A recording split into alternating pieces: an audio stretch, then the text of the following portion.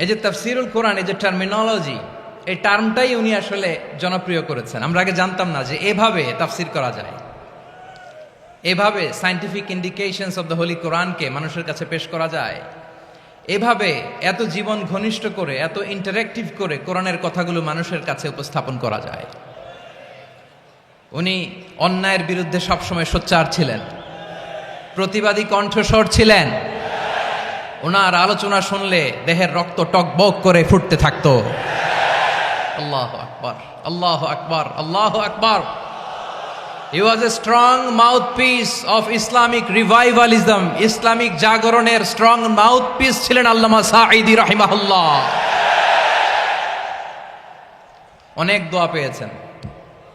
আমরা পড়েছি, এমন জীবন তুমি করিবে গঠন, মরণে হাসিবে তুমি, কাঁদিবে ভুবন। গোটা বিশ্বকে তিনি কাঁদিয়েছেন।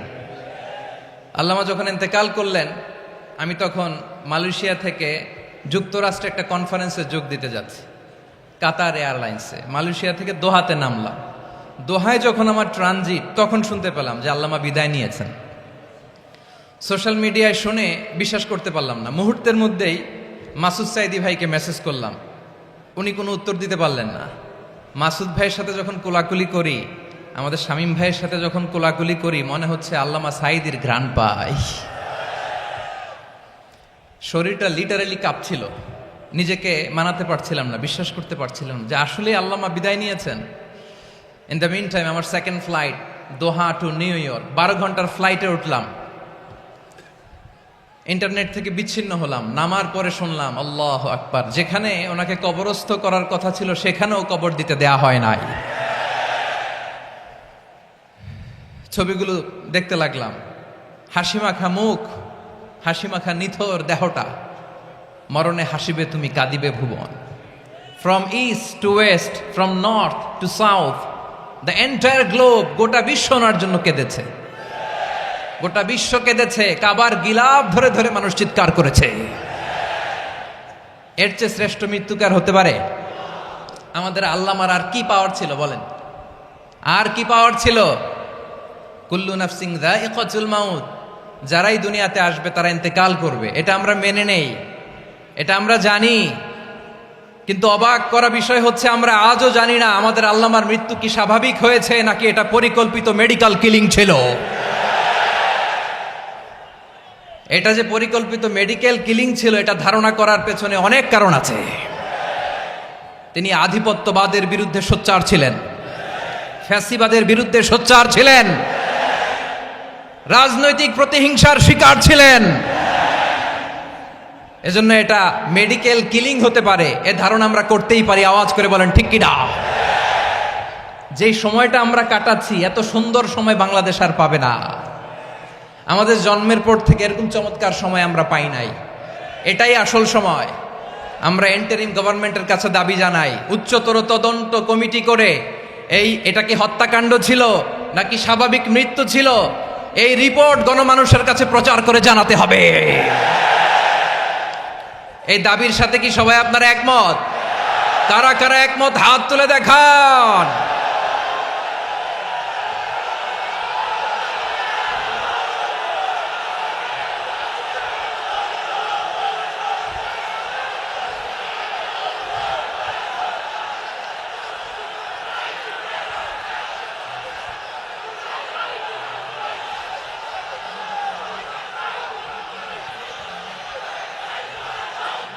আমার প্রিয় ভাইয়েরা, প্রিয় চট্টলাবাসী, আল্লাহ তাআলা তার এই মুখলেস গোলামকে তার জান্নাতুল ফেরদাউসের মেহমান হিসেবে কবুল করুক, তার জীবনের সকল খেদমাগুলোকে কবুল করুক, জান্নাতুল ফেরদাউসের আলা মাকামে তাকে মেহমান হিসেবে কবুল করুক।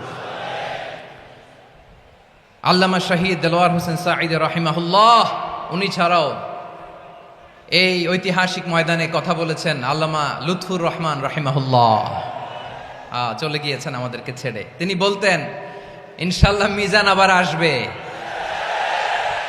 হুজুর, আমি তো আসলাম, আপনি তো আমাদেরকে ছেড়ে চলে গেলেন। আল্লাহু আকবার, আল্লাহু আকবার, আল্লাহু আকবার। গলায় কোনো সুর ছিল না, সুর দিয়ে কথা বলতেন না, কিন্তু এত চমৎকার শব্দের বুনন, এত চমৎকার প্রেজেন্টেশন, এত চমৎকার ভাবে ঐতিহাসিক বর্ণনাগুলো তিনি উপস্থাপন করতেন। মন্ত্রমুগ্ধ হয়ে আমরা আল্লামা লুৎফুর রহমানের কথা শুনেছি।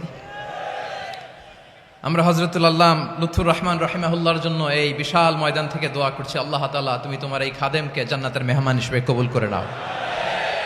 আরো অনেক আল্লামারা এখানে কথা বলেছেন, বিশেষ করে বাইতুল শরফের মরহুম পীর সাহেব হুজুর থেকে শুরু করে আরো যারা যারা তারকাতুল্য ওলামায়ে কেরাম এই চট্টগ্রামের ময়দানে কথা বলেছেন, আলো ছড়িয়েছেন।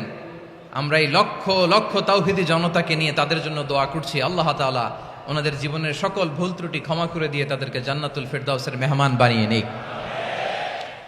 আমরা এই ঐতিহাসিক প্যারেড ময়দানের প্রোগ্রাম থেকে স্মরণ করতে চাই 24-এর ছাত্র নাগরিক অভ্যুত্থানে আমার যে সমস্ত ছাত্র নাগরিক ভাইয়েরা দেহের তাজা রক্ত বিলি দিয়ে নতুন বাংলাদেশ আমাদেরকে উপহার দিয়েছে। বিশেষ করে আপনাদের এই চট্টগ্রামের শহীদ ফয়সাল, শহীদ ওয়াসিম সহ সকল শহীদকে আল্লাহ তাআলা কবুল করুক, আমরা সবাই পড়ি আমিন। প্রিয় ভাইয়েরা, আমি নগণ্য একজন কোরআনের ছাত্র, এত বিশাল মঞ্চে এত বড় প্ল্যাটফর্মে কথা বলা আমার জন্য সাজে না।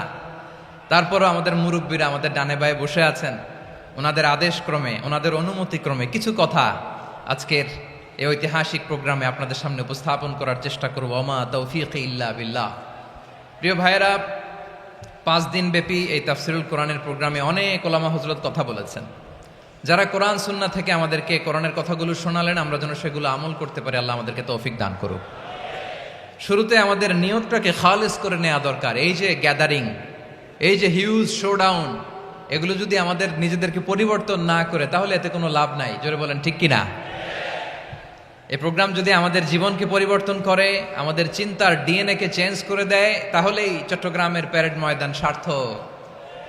আসুন আমরা চিন্তাকে খালেস করে নেই। আমরা সবাই নিয়ত করি যে যতটুকু কথা আমরা কোরআনের আলোকে শুনবো, আমলের নিয়তে শুনবো ইনশাআল্লাহ। বলেন সবাই। আপনারা সবাই ঠিকঠাক আছেন তো? কখন আসছেন আপনারা? সবাই আসছেন কখন? সকালে, কেউ দুপুরে, 9টায়? আল্লাহ আল্লাহ আল্লাহ। দুপুরের খাবার খাওয়ার সুযোগ হয়েছিল? খান নাই? রোজা রাখছেন? আহা, আমি কি দিয়ে বিদায় দেব আমার এই ভাইগুলোরে? আল্লাহ তুমি আমার ভাইগুলোরে কবুল করো। ইসলামের পক্ষের এই গণজোয়ারকে আগামীর বাংলাদেশের ইসলামের জন্য তুমি কবুল করো। যেই ভালোবাসা ইসলামের জন্য হয়, যেই গণজোয়ার কোরআনের জন্য হয়, পৃথিবীর কোনো শক্তি দিয়ে সেটাকে আটকানো যায় না। জোরে বলেন ঠিক কিনা? এজন্য গ্রাজুয়ালি, সিস্টেম্যাটিক্যালি, মেথোডোলজিক্যালি আমাদেরকে আগাতে হবে, শুধু আবেগ দিয়ে নয়। বিবেকেরও দরকার আছে না নাই? প্রিয় ভাইয়েরা, আসুন, আমাদের কথা অনেক বেশি, সময় অনেক কম। আমরা আর কাল বিলম্ব না করে মহাবিশ্বয় মহাগ্রন্থ আল কোরআন আল কারীম থেকে কিছু কথা শুনি। আমি যেই টপিকটা নিয়ে আজকের ঐতিহাসিক চট্টগ্রামের প্যারেড ময়দানের তাফসিরুল কোরআন প্রোগ্রামে আলোচনা করব, সেটা হচ্ছে সূরাতু আন-নাহলের 90 নম্বর আয়াত নিয়ে কিছু কথা আমরা উপস্থাপন করবার চেষ্টা করব ইনশাআল্লাহ। আমার খুতবার শুরুতেই আপনারা মোটামুটি আন্দাজ করে ফেলেছেন যে আমি কি নিয়ে আলোচনা করব, কারণ যে আয়াতটি আমি তেলাওয়াত করেছি এই আয়াতটি প্রায়শই এই ভূখণ্ডে, এই বাংলাদেশে জুমার দিনে খতিব সাহেবরা দ্বিতীয় খুতবা শেষের দিকে পড়ে না? কি কমন পড়ছে? ইন্নাল্লাহা ইয়া'মুরু বিল আদলি ওয়াল ইহসান ওয়া ইতা'i যিল কুরবা ওয়া ইয়ানহা আনিল ফাহশাই ওয়াল মুনকারি ওয়াল বাগি ইয়া'iদুকুম লাআল্লাকুম তাযাক্কারুন। মুখস্থ আছে না সবার? আসুন আমরা এই আয়াতের সরল অর্থ, এর মর্মবাণী, এর সংক্ষিপ্ত তাফসীর সবাই মিলে আজকের এই প্রোগ্রাম থেকে উদ্ধার করার চেষ্টা করি। আপনারা মনোযোগী আছেন তো? ইনশাআল্লাহ। এই আয়াতটা অনেক কম্প্রিহেন্সিভ একটা আয়াত। সাইয়েদনা আব্দুল্লাহ ইবনে মাসউদ রাদিয়াল্লাহু তাআলা আনহু উনি বলেছেন, ইন্নাহা মিন আজমাই আয়াতিল কোরআন। এটা কোরআনের সবচেয়ে জামে মানে আয়াত। যদিও ছোট্ট আয়াত, অল্প কিছু কথামালা, কিন্তু তিনি বলতেন এটা কোরআনের সবচাইতে জামে মানে সবচেয়ে কম্প্রিহেন্সিভ একটা আয়াত, যেখানে কথা কম, শব্দ কম, কিন্তু এটার দোতনা, এটার আবেদন, এটার মিনিং অনেক বেশি। সুবহানাল্লাহ। এই আয়াতে আল্লাহ তাআলা বেসিকলি আমাদেরকে 3টা বিষয়ে আদেশ করেছেন আর 3টা বিষয়ে বারণ করেছেন, মানে নিষেধ করেছেন। আওয়াজ করে বলুন, আদেশ করেছেন কয়টা? প্রিয় চট্টলার ভাইয়েরা, আমার মতো এই যে 3 আঙ্গুল উঁচু করে বলেন, আদেশ করেছেন কয়টা? আবার নিষেধও কয়টা? মানবো তো আমরা ইনশাআল্লাহ? বলেন সবাই। 3 do's and 3 don'ts, do's and don'ts, 3টা আদেশ 3টা নিষেধ। এই 3টা আদেশ আর 3টা নিষেধের ভেতরে আল্লাহ তাআলা গোটা ইসলামী শরিয়ার মূল নির্যাসকে ঢুকিয়ে দিয়েছেন। সুবহানাল্লাহ। এই ছোট্ট একটা আয়াতে গোটা ইসলামী শরিয়ার the gist, the cream of the creams, গোটা ইসলামী শরিয়ার মূল নির্যাসকে আল্লাহ ঢুকিয়ে দিয়েছেন। 3টা আদেশ আর 3টা নিষেধ। আসুন আমরা সরাসরি কোরআন থেকে শুনি, সবাই পড়ুন। আউযু বিল্লাহি মিনাশ শাইতানির রাজীম। বিসমিল্লাহির রহমানির রহিম। ইন্নাল্লাহা ইয়া'মুরু বিল আদলি ওয়াল ইহসানি ওয়া ইতাই যিল কুরবা ওয়া ইয়ানহা আনিল ফাহশাই ওয়াল মুনকারি ওয়াল বাগি ইয়া'iযুকুম লা'আল্লাকুম তাযাক্কারুন।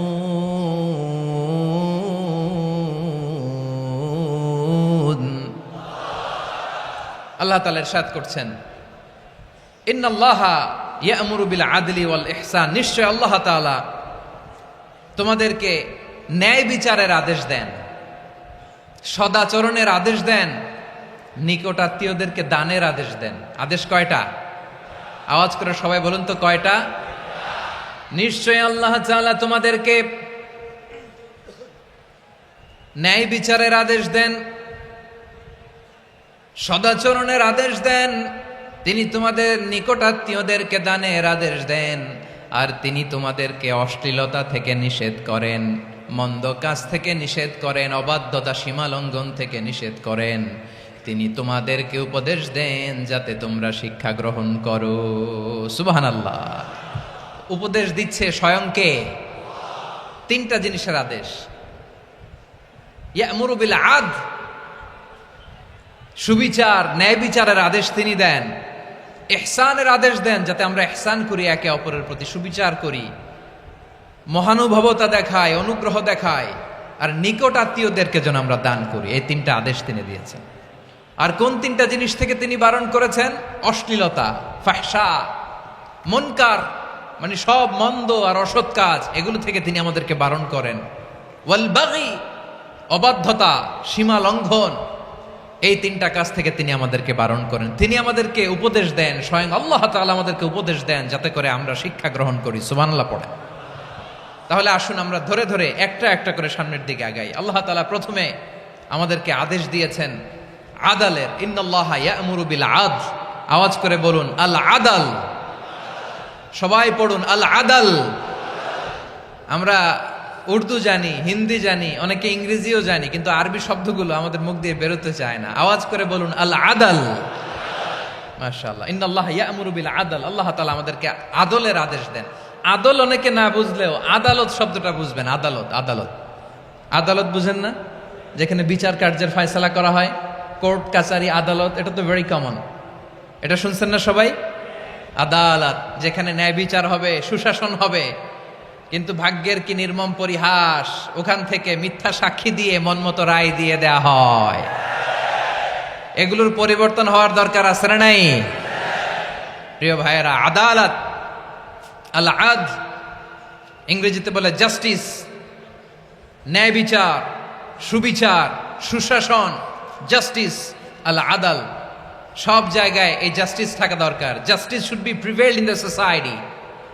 The mission of all prophet was to uphold the justice. সব নবীর মিশন ছিল এই জাস্টিসকে, আদালকে, সুশাসন আর সুবিচারকে নিশ্চিত করা। পড়েন সুবহানাল্লাহ। And the core message of every divine scripture was to uphold justice. পৃথিবীর সব আসমানি কিতাবের মূল শিক্ষা ছিল এই জাস্টিসকে সমাজে এনশিওর করা, সুবিচার, সুশাসনকে এনশিওর করা। তাহলে প্রিয় ভাইরা, আমরা বুঝতে পারলাম আল আদ শব্দের মানে হচ্ছে ইনসাফ বা সুবিচার বা ন্যায় বিচার। এটা হচ্ছে একটা general meaning, very general meaning. আপনি যদি ইন ডেপথ বুঝতে চান, আরো ভেতরে যান, তাহলে আদল মানে হচ্ছে সমন্বয়, আদল মানে হচ্ছে ভারসাম্য, ব্যালেন্স। আদল মানে হচ্ছে মধ্যম পন্থা। সুবহানাল্লাহ পড়েন। কারণ সব সময় সমান সমান হইলেই সুবিচার হয় না। কথা কি বুঝতেছেন? ইসলামের দ্য কনসেপ্ট অফ আদল, এটা এমন আদল, এটা সব সময় সমান সমান নয়। যখন সমান সমান দেয়া দরকার, ইসলাম সমান সমান দেয়। যখন ব্যালেন্স করা দরকার, চেক এন্ড ব্যালেন্স, সমন্বয়, ভারসাম্য করা দরকার, তখন ইসলাম ভারসাম্য করে দেয়। এটার নাম আদল। সুবহানাল্লাহ। সহজ করে আপনাদেরকে বুঝাই। যেমন ধরুন, একটা পরিবারের 3 জন সদস্য, স্বামী, স্ত্রী আর সন্তান। তাদের সকালবেলার ব্রেকফাস্টে স্বামীর, সকালের নাস্তায় স্বামীর 3টা রুটি লাগে, স্ত্রীর 2টা লাগে, আর সন্তানের 1টা রুটি লাগে। এখন আমি যদি সমান সমান করে আদল করতে চাই, সবাইকে যদি 3টা করে রুটি দেই, তাহলে স্বামী বেচারার জন্য ঠিক আছে? কি বলেন? কথা কি বুঝতেছেন না কষ্ট হয়ে যাচ্ছে? যদি সমান সমানের নিয়মে আগাই, তাহলে 3টা করে যদি রুটি দেই, স্বামীর জন্য ওকে, কিন্তু স্ত্রীর জন্য 1টা বেশি হয়ে যায়। আর সন্তানের জন্য কয়টা বেশি হয়? আচ্ছা, এই তো বুঝতেছেন, মাশাআল্লাহ। আচ্ছা, 2টা করে যদি সবাই রে দেয় সমান সমান নীতিতে, তাহলে স্ত্রীর জন্য, স্ত্রী বেচারির জন্য ঠিক আছে, কিন্তু স্বামীর কয়টা কম পড়ে?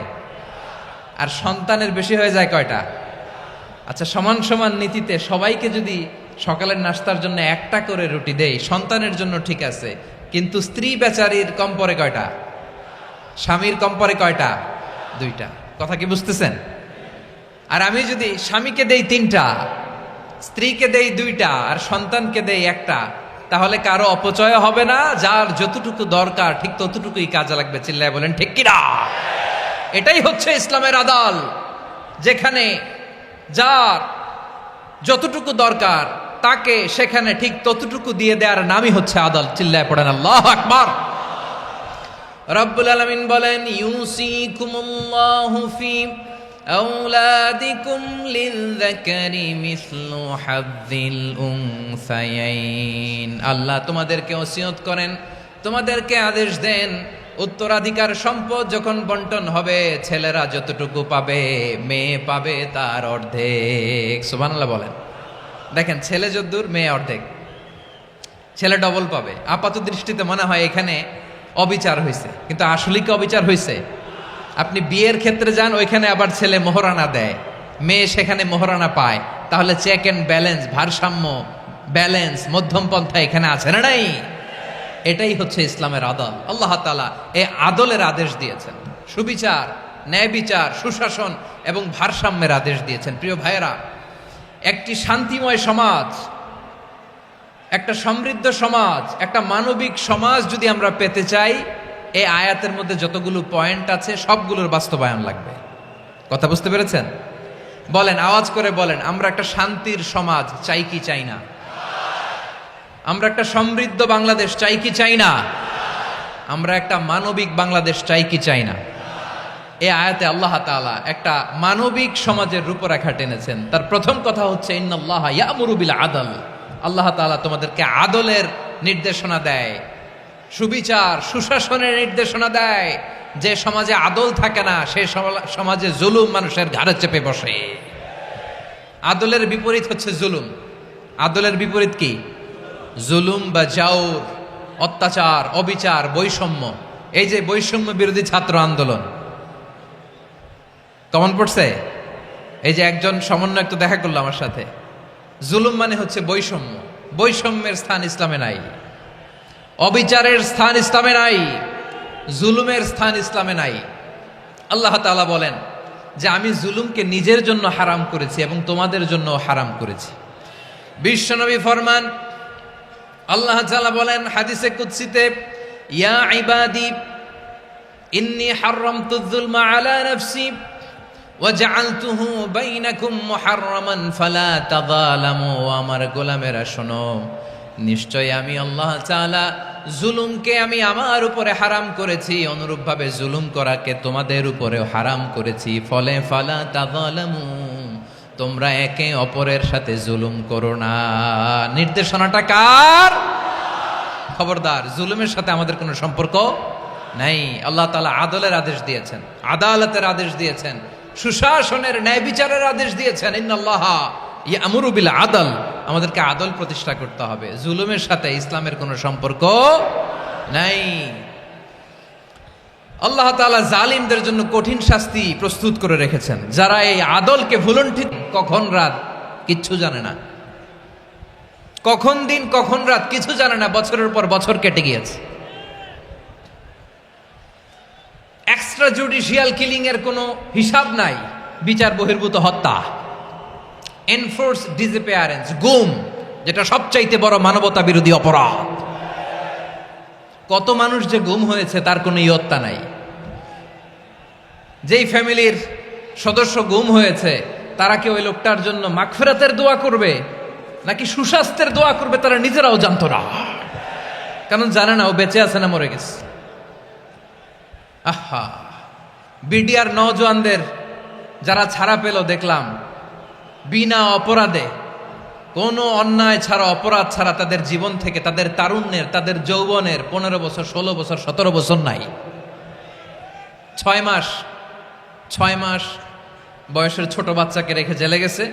6 মাসের মেয়ে বেরোয় দেখে মেয়ের বয়স 17 বছর। মেয়ে বাবারে চিনে না, বাবা মেয়েরে চিনে না। মেয়েকে এখন বিয়ে দিয়ে আরেক ছেলের হাতে তুলে দিবে। মেয়ের শৈশব বাবা দেখে নাই, মেয়ের কৈশোর বাবা দেখে নাই, মেয়ের তারুণ্য দেখে নাই। আরেক যুবককে দেখলাম 14 বছরের 14 দিনের সংসার, 2 সপ্তাহের সংসার শেষে জেলে গেছে। কত যুবকের যে স্ত্রী চলে গিয়েছে ফ্যামিলি ছেড়ে, কারণ জানে না তো কবে আসবে, কি হবে, কেউ জানতো না। দাম্পত্য জীবনের মাত্র 14 দিনের স্মৃতি, এই স্মৃতিকে আঁকড়ে ধরে এক বোন 16টা বছর 17টা বছর কাটিয়ে দিয়েছে। আমি নিউজটা দেখে ভাবলাম, আমার এই বোনের প্রতিটি দিন কিভাবে কেটেছে, প্রতিটি রাত কিভাবে কেটেছে, প্রতিটি ক্ষণ কিভাবে কেটেছে। বিশ্বনবী বলেছেন, ইত্তাকি দাওয়াতাল মাজলুম ফাইন্না লাইসা বাইনাহু ওয়া বাইনাল্লাহি হিজাব। মাজলুমের কান্নাকে ভয় করো, কারণ মাজলুমের কান্না আর আল্লাহর মাঝে কোনো পর্দা থাকে না। আমরা আর এরকম কোন জুলুম বাংলাদেশে দেখতে চাই না, জোরে বলেন ঠিক কিনা? আর কেউ নতুন করে জালিম হোক আপনারা চান? আবার নতুন করে কেউ ফ্যাসিস্ট হোক আপনারা চান? এক দল আরেক দলকে নিশ্চিহ্ন করার রাজনীতিতে মেতে উঠুক এটা আপনারা চান? আমরা বাংলাদেশকে আদল দিয়ে সাজাতে চাই। আমরা এই 56,000 বর্গ মাইলের প্রতিটা ইঞ্চি মাটিকে কোরআনের আইন দিয়ে সাজাতে চাই। রাজি আছেন আপনারা? কারা কারা রাজি দেখান হাত তুলে আল্লাহকে।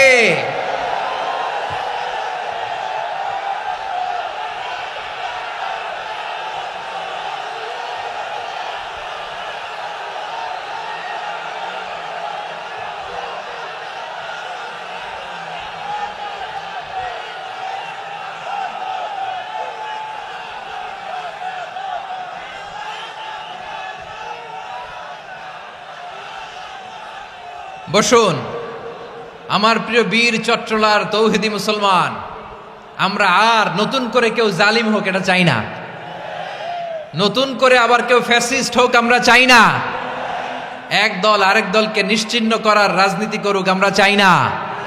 আমরা সুশাসনের বাংলাদেশ চাই। খবরদার কোন জাতির প্রতি, কোন গোষ্ঠীর প্রতি, কোন গোত্রের প্রতি আক্রোশ যেন তোমাদেরকে ন্যায় বিচার থেকে দূরে সরিয়ে না দেয়, বরং আমি আল্লাহর আদেশ হলো ইদিলু, তোমরা আদল করো, ন্যায় বিচার করো, সুবিচার করো, সুশাসন প্রতিষ্ঠা করো।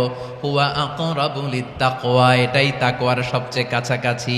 সুবহানাল্লাহ বলেন। কোরআনের বিভিন্ন আয়াতে আল্লাহ তাআলা স্পেসিফিকলি ধরে ধরে বিচার করার সময় আমরা যেন আদল করি সেটা বলেছেন। কোরআনের কোন কোন জায়গায় আল্লাহ তাআলা এই আল আদল শব্দটা ব্যবহার করেছেন। আবার একই জিনিস ইনসাফ, সুবিচার, সুশাসন, ন্যায় বিচার, ন্যায় পরায়ণতা বুঝাতে আল্লাহ তাআলা কখনো কখনো আল কিসত শব্দটা ব্যবহার করেছেন। আওয়াজ করে সবাই বলুন আল কিসত। প্রিয় ভাইরা সবাই আওয়াজ করে আমার সাথে সাথে বলুন আল কিসত।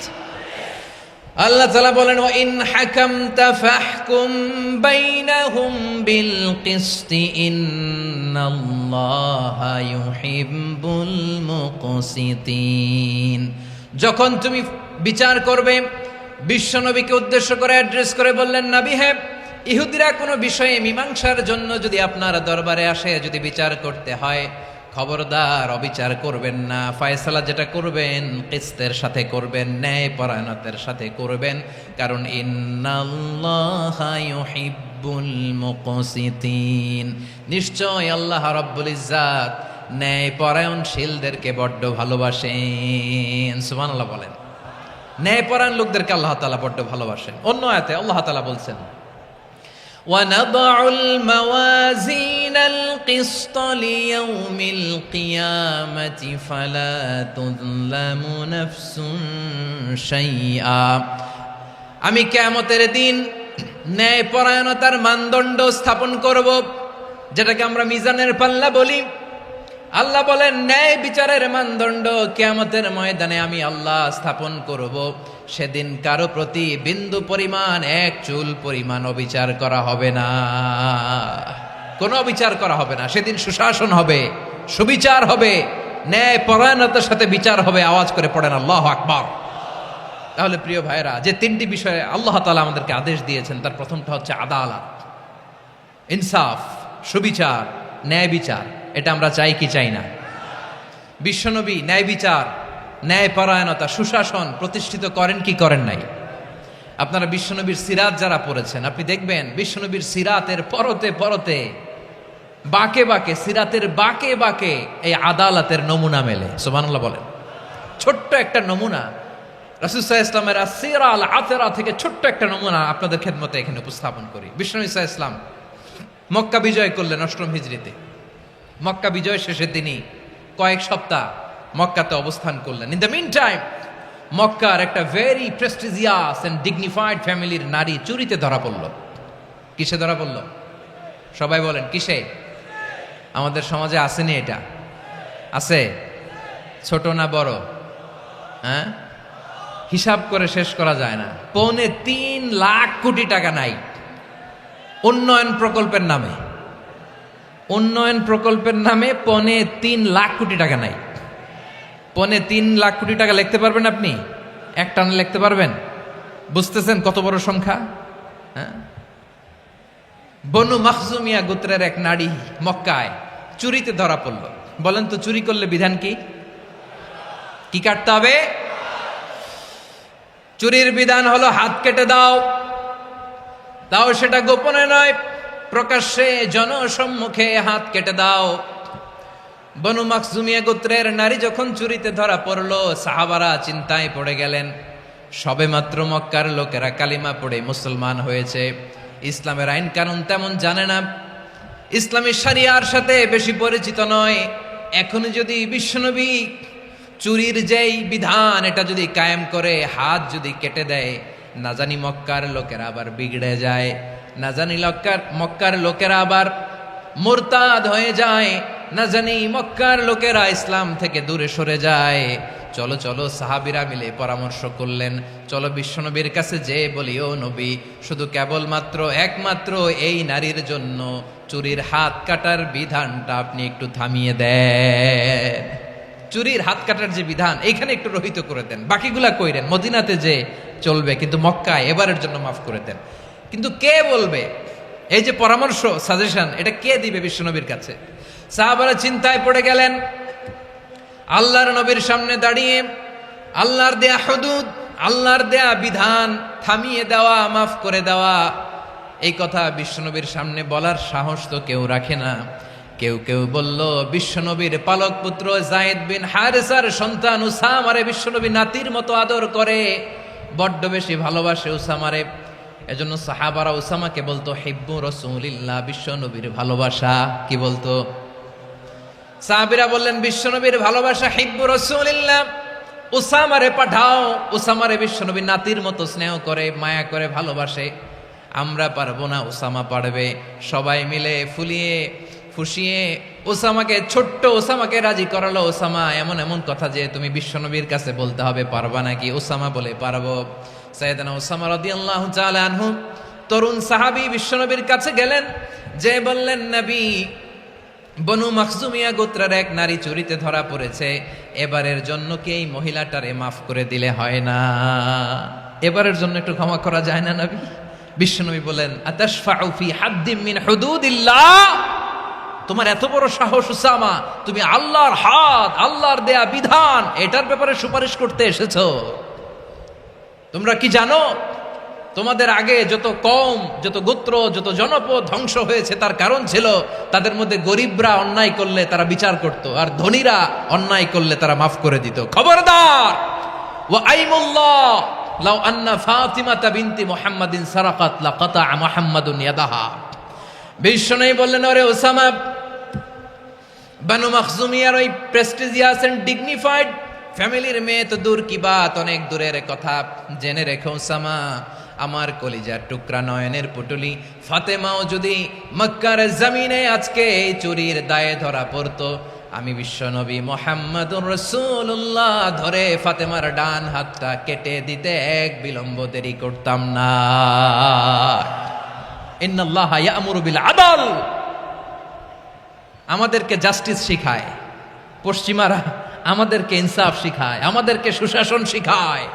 আর ইনসাফ, সুশাসন, ন্যায় বিচার, সুবিচার, জাস্টিস কারে বলে বিশ্বনবীর বায়োগ্রাফি থেকে জেনে নাও।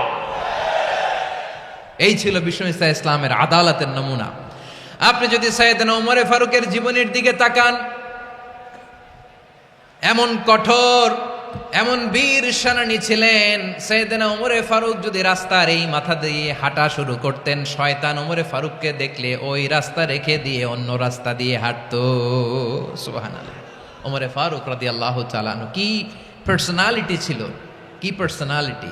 আমাদের এলাকায় ছোট বাচ্চারা রাতে ভাত খেতে চায় না, আমার মেয়েটাও খেতে চায় না, এই এটা দিব ওইটা দিব, আজকে মাহফিলে আসার সময় বলে দিছে লিস্ট করে এটা এটা আনতে হবে। তো ছোট্ট বাচ্চাদের অনেক বায়না থাকে, ওরা রাতে খেতে চায় না। তো মায়েরা বিভিন্ন ভয় দেখায়, এই বাঘ আসবে খাও, এই ভূত আসবে খাও। আপনারা কি বলেন চট্টগ্রামে, কি আসবে? হ্যাঁ, ভূত ভূত ভূত আসবে, বাঘ আসবে, খাও খাও খাও, তাড়াতাড়ি খাও। তো বাচ্চারা এগুলো শুনে ভয়ে খেতে শুরু করে। মদিনার জমিনেও একই ঘটনা ঘটতো। মদিনার ছোট্ট ছোট্ট সোনামণিরা খেতে চাইতো না, তো মায়েরা বলতো, হা হুয়া ইয়াতি উমর, হা হুয়া ইয়াতি উমর, ওই যে ওমর আসতেছে, উমর। ওমরে ফারুকের কথা শুনলে বাচ্চারা একেবারে ঠান্ডা। সুবহানাল্লাহ পড়বেন না? প্রভু তুমি বলেছ রাসূল দেবে না, বলনি দেবে না ওমর, বলনি দেবে না হামজা তারিক, খালিদ বিজয় সমর।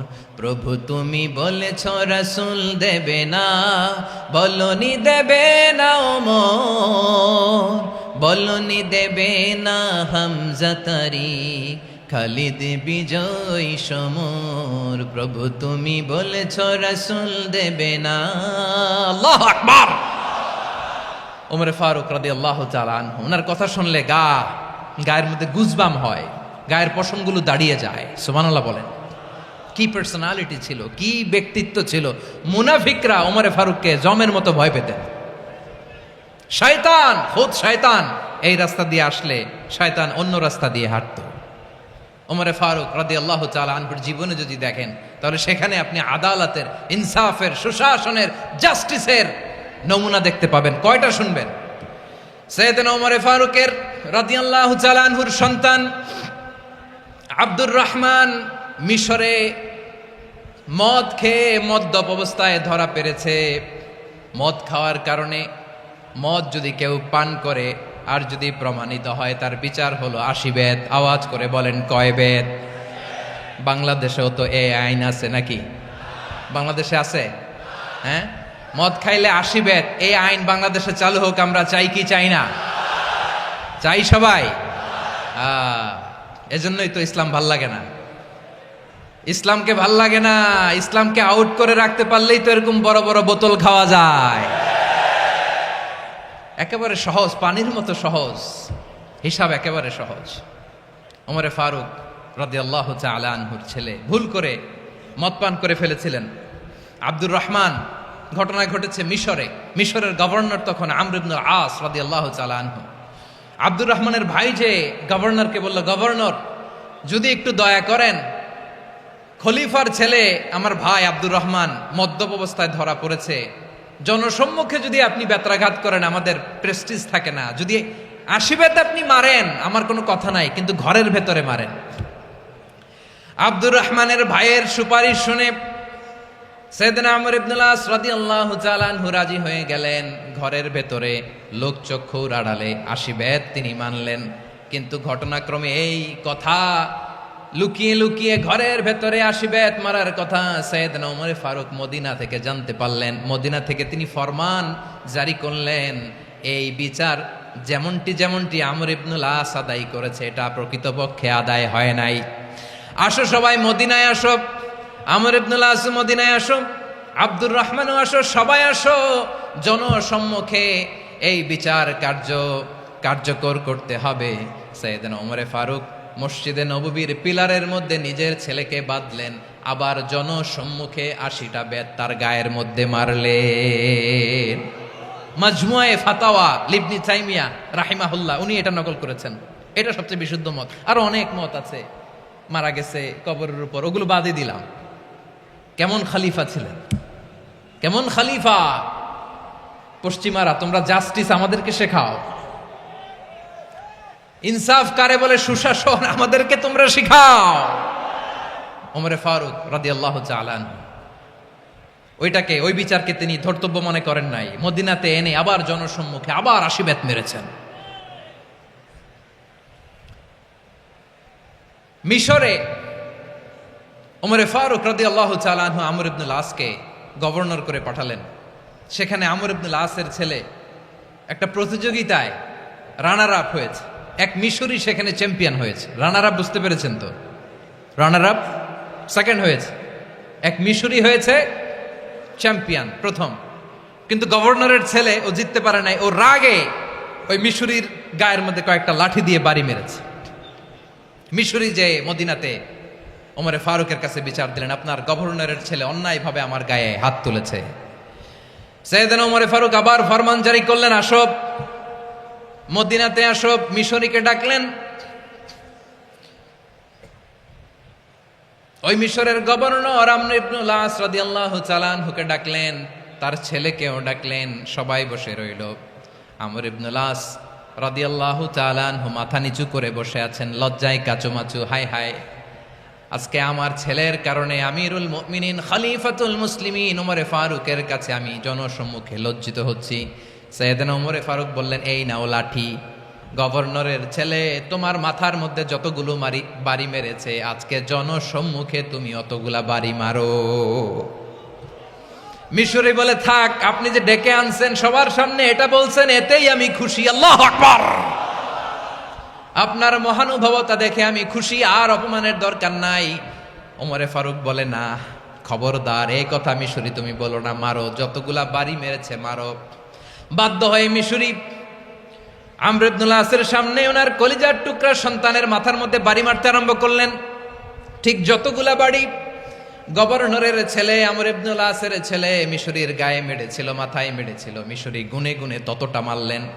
এই দৃশ্য দেখে ওমরে ফারুক রেগে মেগে আগুন, রাগের চোটে রাগ সামলাতে না পেরে, আর নিজেকে সামলাতে না পেরে মিশরিরে বললেন, ছেলেরে মারা শেষ হয়ে গেলে এবার বাবার টাক মাথার মধ্যে কয়েকটা বাড়ি মার।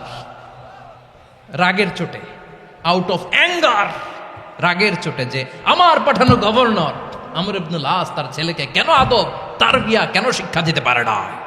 ছেলেরে মারা হইলে এবার আমর ইবনুল আসের মাথার মধ্যে 2টা মারো। এটা রাগে বলেছেন, এটা শাস্তি হিসেবে না। সুবহানাল্লাহ পড়ে। তোমরা আমাদেরকে সুশাসন শিখাও, আমাদেরকে সুশাসন শিখাও। বিশ্বনবী বলেন, আদল এটা যেন তেন বিষয় না, এটা দিয়েই মানবিক সমাজ গড়তে হবে।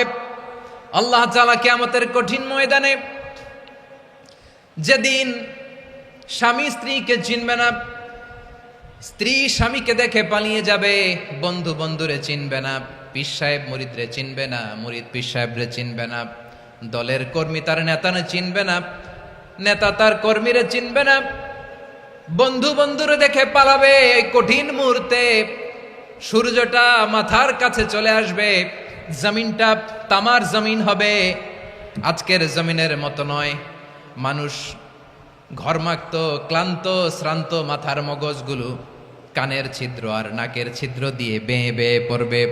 বিশ্বনবী ফরমান, কিয়ামতের ওই কঠিন ময়দানে 7 শ্রেণীর ব্যক্তিকে রব্বুল আলামিন তার আরশের নিচে ছায়া দিবেন। তার মধ্যে প্রথম শ্রেণীর ব্যক্তি হলো ইমামুন আদিল। ইমামুন আদিল, ন্যায়পরায়ণ শাসক, যে ইনসাফের সাথে বিচার করে, যে জাস্টিস সমাজে সার্ভ করে, যে সুশাসন নিশ্চিত করে, ওই ইমামুন আদিল। আদিল শব্দটা বুঝছেন না? ইন্নাল্লাহ ইয়া'মুরু বিল আদল, পাইছেন? আদিল। 7 শ্রেণীর ব্যক্তিকে আল্লাহ তাআলা সুশীতল আরশের নিচে ছায়া দিবেন, যেদিন তার দেয়া ছায়া ছাড়া কোনো ছায়া থাকবে না। এর প্রথম হচ্ছে ইমামুন আদিল, ন্যায়পরায়ণ শাসক। চিল্লায় বলেন সুবহানাল্লাহ। আবার বিশ্বনবী বললেন, ইন্নাল মুকসিতিনা ইনদাল্লাহি আলা মানাবিরা মিন নূর আন ইয়ামিনির রহমান। কিয়ামতের দিন যারা ন্যায়পরায়ণ হিসেবে আল্লাহর সামনে দাঁড়াবে, কিয়ামতের দিন রব্বুল আলামিন তার আরশের ডান দিকে ওই ন্যায়পরায়ণ লোকদের জন্য আরশের ডান দিকে একটা নূরের মিম্বারে তাদেরকে বসার সুযোগ করে দিবে। আল্লাহর আরশের ডান দিকে ন্যায়পরায়ণ লোকদের জন্য আল্লাহ তাআলা নূরের মিম্বার বানাবে। 4টে কেন কথা মনে করেছেন? আল আদাল, জাস্টিস। ইন্নাল্লাহা ইয়া'মুরু বিল আদল। আল্লাহ তাআলা এই আদালতের নির্দেশনা দেয়, সুবিচার, সুশাসন। প্রিয় ভাইয়েরা, এটা আমরা বাংলাদেশে চাই কি চাই না? এই যে অরাজকতা, এই যে অন্যায়, এই যে জুলুম, এই যে ইনকনসিস্টেন্সি সমাজের অসঙ্গতির প্রধান কারণ জাস্টিস নাই, সুবিচার নাই, সুশাসন নাই। শেষবারের মতো আওয়াজ করে বলেন তো, আমরা বাংলাদেশে আদল চাই কি চাই না? তাহলে প্রথম নির্দেশনা শেষ। আল্লাহ তাআলা তোমাদেরকে আদলের আদেশ দেন। এরপরে আল্লাহ বললেন, আমি তোমাদেরকে ইহসানের আদেশ দেই। ইন্নাল্লাহা ইয়া'মুরু বিল আদলি ওয়াল ইহসান। আমি তোমাদেরকে যেমনি আদলের নির্দেশনা দেই, তেমনি ভাবে তোমাদেরকে ইহসানের নির্দেশনা দেই। ইহসান, আওয়াজ করে সবাই বলেন তো ইহসান। সবাই বলেননি, সবাই বললে এতটুকু আওয়াজ হবে আমি বিশ্বাস করি না। আওয়াজ করে বলুন আল ইহসান। ইহসান মানে কারো প্রতি সফট হার্টেড হওয়া, মহানুভব হওয়া, অনুগ্রহ পরায়ণ হওয়া, অনুগ্রহশীল হওয়া, একে অপরের প্রতি দয়াদ্র হওয়া। একে অপরের প্রতি দয়াদ্র, অনুগ্রহশীল হওয়া ছাড়া মানবিক সমাজ কশিনকালেও গঠন করা সম্ভব না। প্রিয় ভাইয়েরা, সুন্দর আচরণ দিয়ে, ইহসান দিয়ে যা জয় করা যায়, নরম আচরণ দিয়ে যেটা অর্জন করা যায়, কঠোরতা দিয়ে সেটা পারা যায় না।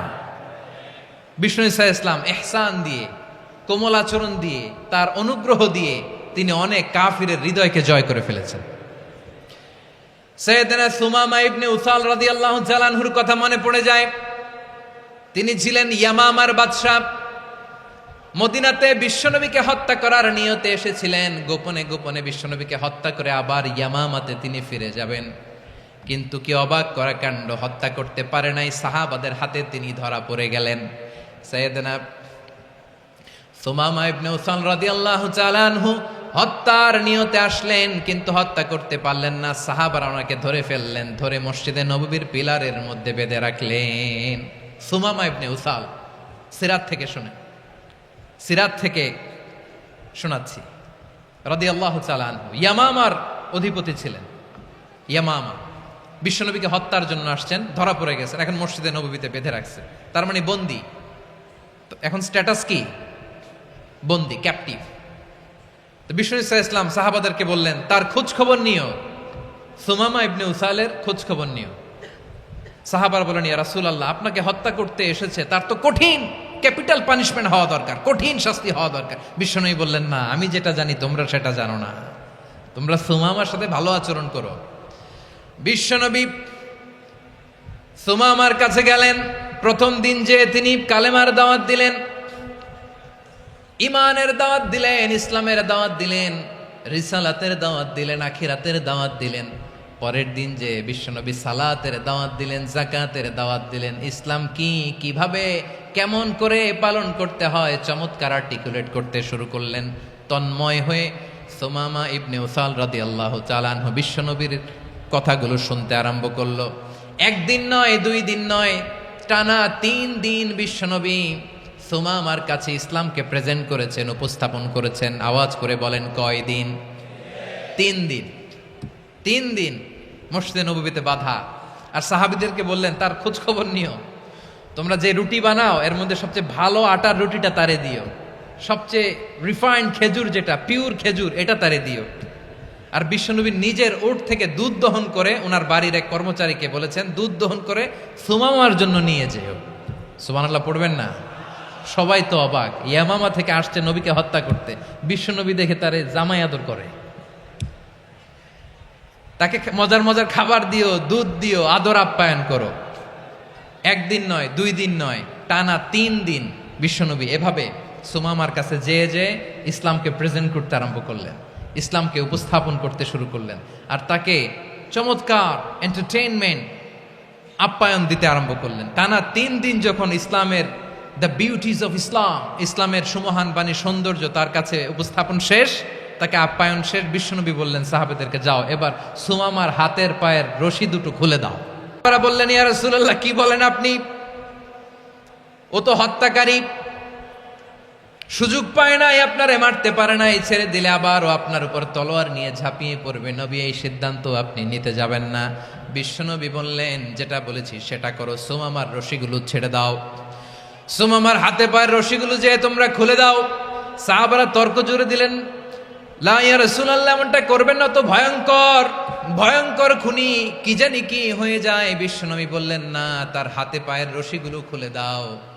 সাহাবারা বিশ্বনবীর কথা মতো তার হাতে পায়ের রশিগুলো খুলে দিল। সুমামা মুহূর্তের মধ্যে মসজিদে নববী থেকে বের হয়ে ইয়ামামায় ফিরে না যে মসজিদে নববীর পাশে একটা খেজুর বাগান ছিল সেখানে চলে গেলেন। সেখানে একটা ছোট্ট কুয়া ছিল, কুয়ার পানি দিয়ে তিনি গোসল করলেন। সুবহানাল্লাহ পড়েন। কুয়ার পানি দিয়ে গোসল করে মসজিদে নববীর সামনে এসে বিশ্বনবী এবং সাহাবাদের সামনে দাঁড়িয়ে সাব্বাবা উঁচু করে বললেন আশহাদু আল্লা ইলাহা ইল্লাল্লাহ ওয়া আশহাদু আন্না মুহাম্মাদান আবদুহু ওয়া রাসূলুহু। আল্লাহু আকবার। আমি সাক্ষ্য দিচ্ছি আল্লাহ ছাড়া কোনো ইলাহ নাই, আর মুহাম্মদ আল্লাহ তাআলার প্রেরিত বান্দা এবং রাসূল। প্রিয় ভাইয়েরা, ইহসান দিয়ে যা জয় করা যায়, কঠোরতা দিয়ে সেটা কঠিনকালেও জয় করা যায় না। আওয়াজ করে বলেন ঠিক কি না? এবার সুমামা দাঁড়িয়ে বলে ওগো নবী, আমি তো কালিমা পড়ে মুসলমান হয়ে গেলাম, এবার শোনেন, এই মুহূর্তের আগে আপনার চেহারার চাইতে নিকৃষ্ট কোনো চেহারা আমার কাছে ছিল না, কিন্তু শাহাদা পাঠ করার পরে আপনার চেহারার চাইতে উত্তম শ্রেষ্ঠ কোনো চেহারা আমার কাছে আর নাই।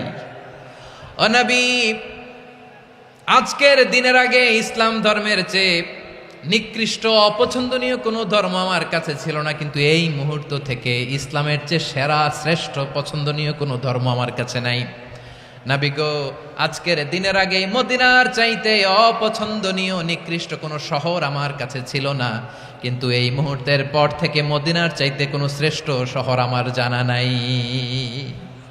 সে ছিল গমের বড় ডিলার, গম বেচতো। কি বেচতো?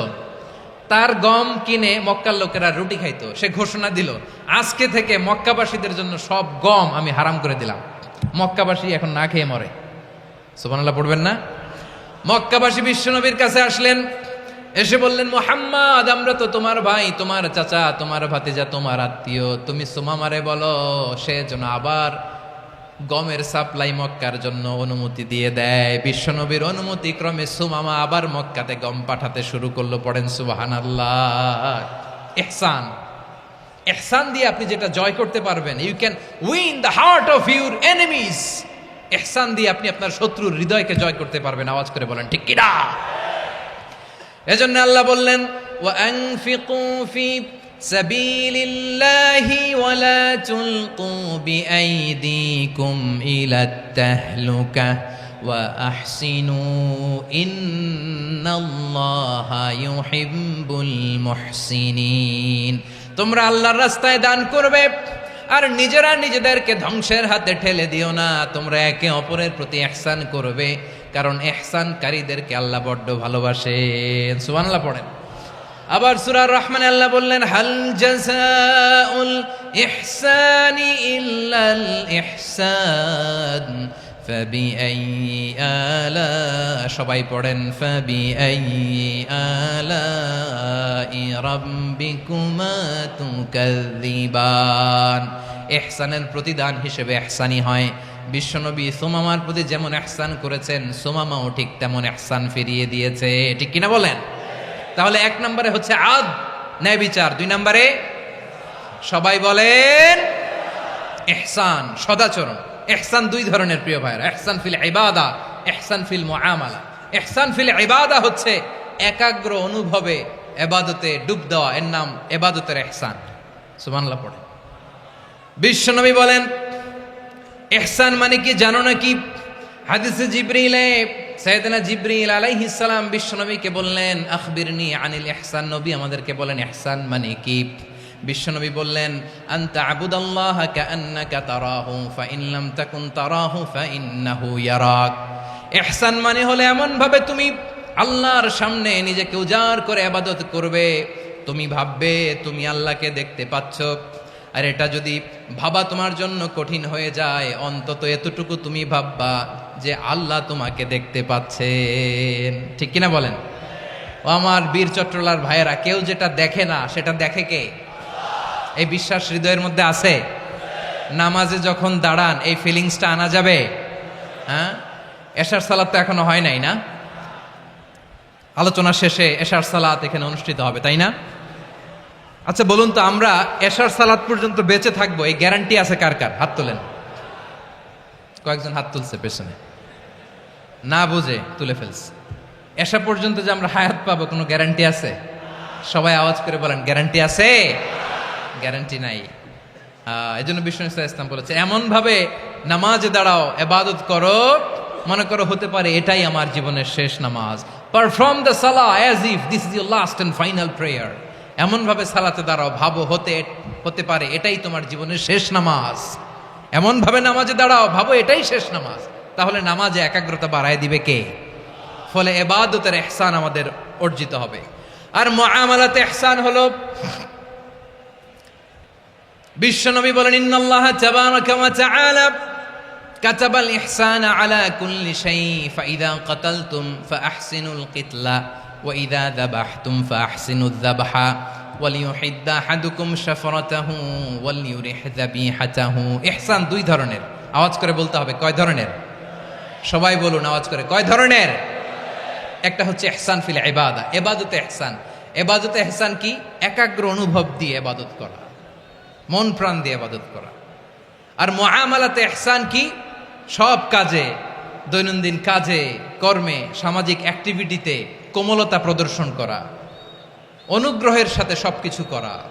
আল্লাহ তাআলা ইন্নাল্লাহা তাবারাকা ওয়া তাআলা কাতাবাল ইহসানা আলা কুল্লি শাই, তিনি সব কিছুর ব্যাপারে ইহসানকে আবশ্যক করেছেন। সবকিছুতে মুমিনের সব কাজে ইহসানের পরশ থাকবে। ওয়া ইযা কাতালতুম ফাহসিনুল কিতলা, বিশ্বনবী বলেন তুমি যখন কাউকে হত্যা করো ইহসানের সাথে করো। সুবহানাল্লাহ পড়বেন না? যখন হত্যা করো তখনও ইহসানের সাথে। আচ্ছা হত্যা করবো আবার ইহসান আসবে করতে করে, তো মেরেই ফেলবো আমি। আল্লাহ, ও ভাই একজন খুন করেছে, খুনি, রাষ্ট্রীয় আইনে তার শাস্তি হয়েছে ডেথ পেনাল্টি, মৃত্যুদণ্ড। এখন মৃত্যুদণ্ড দেখে আপনি যেমনি মন চায় তেমনি মারবেন লোকটারে? ওর নাক কেটে ফেলতে পারবেন? ওর কান কাটতে পারবেন? ওর চোখ উপড়ে ফেলতে পারবেন আপনি? যেমন মন চায় তার অঙ্গহানি করা যাবে না। ইহসানের সাথে তাকে হত্যা করো। সুবহানাল্লাহ, this is Islam, this is the true essence of Islam. ওয়া ইযা যাবাহতুম ফাহসিনুয যাবহা, যখন জবাই করবে তখনও ইহসানের সাথে জবাই করো। করব জবাই, ওইখানেও নাকি ইহসান। আচ্ছা কুরবানির দিন আমরা পশুগুলোরে কি করি বলেন সবাই আওয়াজ করে? জবাই। জবাই মানে তো এটার মেরেই ফেলতেছি, একটু পরে তো টুকরো টুকরো করে গোশতগুলো খাবো, এটা তো খাবো, এটা তো মেরেই ফেলবে। বিষ্ণু বলে না, জবাইয়ের মধ্যেও মুমিনের জবের ভেতরেও ইহসানের পরশ থাকা চাই। যখন জবাই করবে প্রাণীটাকে হাত পা টাইট করে বেঁধে নাও, ছুরিটাকে শার্পেন করে নাও, ধারালো করে নাও, যাতে অল্প সময়ে জবাইটা হয়ে যায়, প্রাণীটা যাতে কম কষ্ট পায়। সুবহানাল্লাহ পড়ে। দিস ইজ কল্ড ইহসান। ইহসান আল্লাহ তাআলা যেমনি আদলের আদেশ করেছেন, ন্যায় বিচার, জাস্টিস এনশিওর করতে বলেছেন, সমাজে ইহসানের ব্যবহার, ইহসানের অনুশীলন তিনি করতে বলেছেন। এজন্য মুমিনের প্রতিটি কাজে আমার চট্টগ্রামের ভাইয়েরা আমার দিকে তাকান, খেয়াল করে শুনুন, মুমিন জীবনের প্রতিটি কাজে ইহসানের পরশ থাকা চাই। আমরা যেন আমাদের পরিবারের প্রতি ইহসান করি, আমরা যেন আমাদের কর্মচারীদের প্রতি ইহসান করি, আমরা যেন আমাদের কলিগদের প্রতি ইহসান করি, আমরা যেন আমাদের ভাইদের প্রতি ইহসান করি। মুমিন জীবনের প্রতি কাজে ইহসানের পরশ থাকার দরকার আছে না নাই? কথা বুঝতে পেরেছেন? তাহলে আল্লাহ তাআলার 3টা আদেশ ছিল, কয়টা গেল? ভুলে গেছে, ভুলে গেছে চট্টগ্রাম। 3টা আদেশের মধ্যে কয়টা বললাম? প্রথমে কি ছিল? আদল। 2 নম্বরে, 3 নম্বরে রব্বুল আলামিন বললেন ওয়া ইতা ইদিল কুরবা, নিকটাত্মীয়দেরকে দান করো, নিকটাত্মীয়দেরকে দাও, যারা তোমাদের ব্লাড কানেকশনের আত্মীয় তাদেরকে তোমরা দাও। এখানে জেনারেলি বললেন দাও, কি দিব সেটা তিনি এখানে বলেন নাই, সেটা তিনি সূরাতুল ইসরার মধ্যে বলেছেন। আল্লাহ বলেন ওয়া আতিদাল কুরবা হাক্কাহ, নিকটাত্মীয়দেরকে তাদের অধিকার, তাদের প্রাপ্য তোমরা বুঝিয়ে দাও। দেখেন, একটা শান্তির সমাজ, একটা সমৃদ্ধ সমাজ, একটা মানবিক সমাজ গঠনের জন্য আল্লাহ তাআলা বেশি না, মাত্র 3টা অর্ডার, 3টা ভার্ডিক্ট তিনি জারি করেছেন। 1 নাম্বার সুশাসন, ন্যায় বিচার। 2 নাম্বার ইহসান। 3 নাম্বার নিকটাত্মীয়, যারা কাছের, তোমার ভেরি ক্লোজ রিলেশনশিপে আছে, তাদেরকে দাও। দাও, দিলে বাড়িয়ে দেয় কে? অনেকে দিতে চায় না, কৃপণতা করে। দিলে বাড়ায় দেয় কে? ও মিয়া, মদিনার মধ্যে সবচাইতে গরিব সাহাবী ছিল বেলাল রাদিয়াল্লাহু তাআলা আনহু। ওনার এন্টায়ার অ্যাসেট, সম্পদের পরিমাণ কতদূর জানেন? একটা লুঙ্গি। বেলাল রাদিয়াল্লাহু তাআলা আনহু, ওনার টোটাল ওয়েলথের এস্টিমেশন হচ্ছে মাত্র একটা লুঙ্গি। একটা লুঙ্গি, টোটাল ওয়েলথ এস্টিমেশন, টোটাল সম্পদের পরিমাণ বেলাল রাদিয়াল্লাহু তাআলা আনহুর কি ছিল?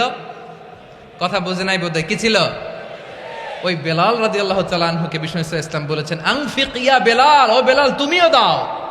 ওয়ালা তাখশা মিন যিল আরশি ইখলালা, আরশের অধিপতির তো কোনো ঘাটতি নাই, তুমি দিলে ওই আল্লাহ তোমারে বাড়ায় দিবে। এজন্য আমার প্রিয় ভাইয়েরা, দিলে কমে না, দিলে বাড়ে। অনেকে ধরে রাখে, নতুন কিছু নিতে পারে না, হাত দিয়ে যেটা ধরে রেখেছেন এটা দিয়ে দেন, বড় একটা ধরার সুযোগ পাবেন। জোরে বলেন ঠিক কিনা? ধরেন 5 কেজি ওজনের একটা ধরে রাখছেন, এখন 10, এটা না ছাড়লে 10 কেজি ধরতে পারবেন আপনি? আচ্ছা, 10 কেজির জিনিস একটা আছে হাতে, ওইটা যদি ছেড়ে দেন তাইলেই না 15 কেজি ধরতে পারবেন। কথা বলেন ঠিক কিনা? তাহলে দিলে বাড়িয়ে দেয় কে? রব্বুল আলামিন বললেন 3 নাম্বার আদেশ হলো তোমাদের প্রতি সমাজটারে কেমন করে মানবিক সমাজ, সুন্দর সমাজ গড়বা। 3 নাম্বার আদেশ হলো ওয়া আতিদাল কুরবা হাক্কা, নিকটাত্মীয়দেরকে তাদের প্রাপ্য বুঝিয়ে দাও। এই নিকটাত্মীয়দেরকে তাদের অধিকার বুঝিয়ে দেওয়া, প্রাপ্য বুঝিয়ে দেওয়াতে আমাদের গাফলতি আছে না নাই? চট্টগ্রামে নাই? মাশাআল্লাহ আছে, আছে। অনেকে দেখবেন অনেক আল্লাহওয়ালা, তাহাজ্জুদ গুজার, সেজদা দিতে দিতে কপালে কালো দাগ ফেলে দিছে, সে তার বোনের হকটা আদায় করে নাই। আছে না নাই? হ্যাঁ, এখানেও আছে। সর্বনাশ। অনেক বড় হাজী সাহেব, বিশাল লম্বা দাড়ি, ছেলেরে সব দিয়ে দিছে, মেয়েরে কিছু দেয় নাই, মেয়ের হক আদায় করে নাই।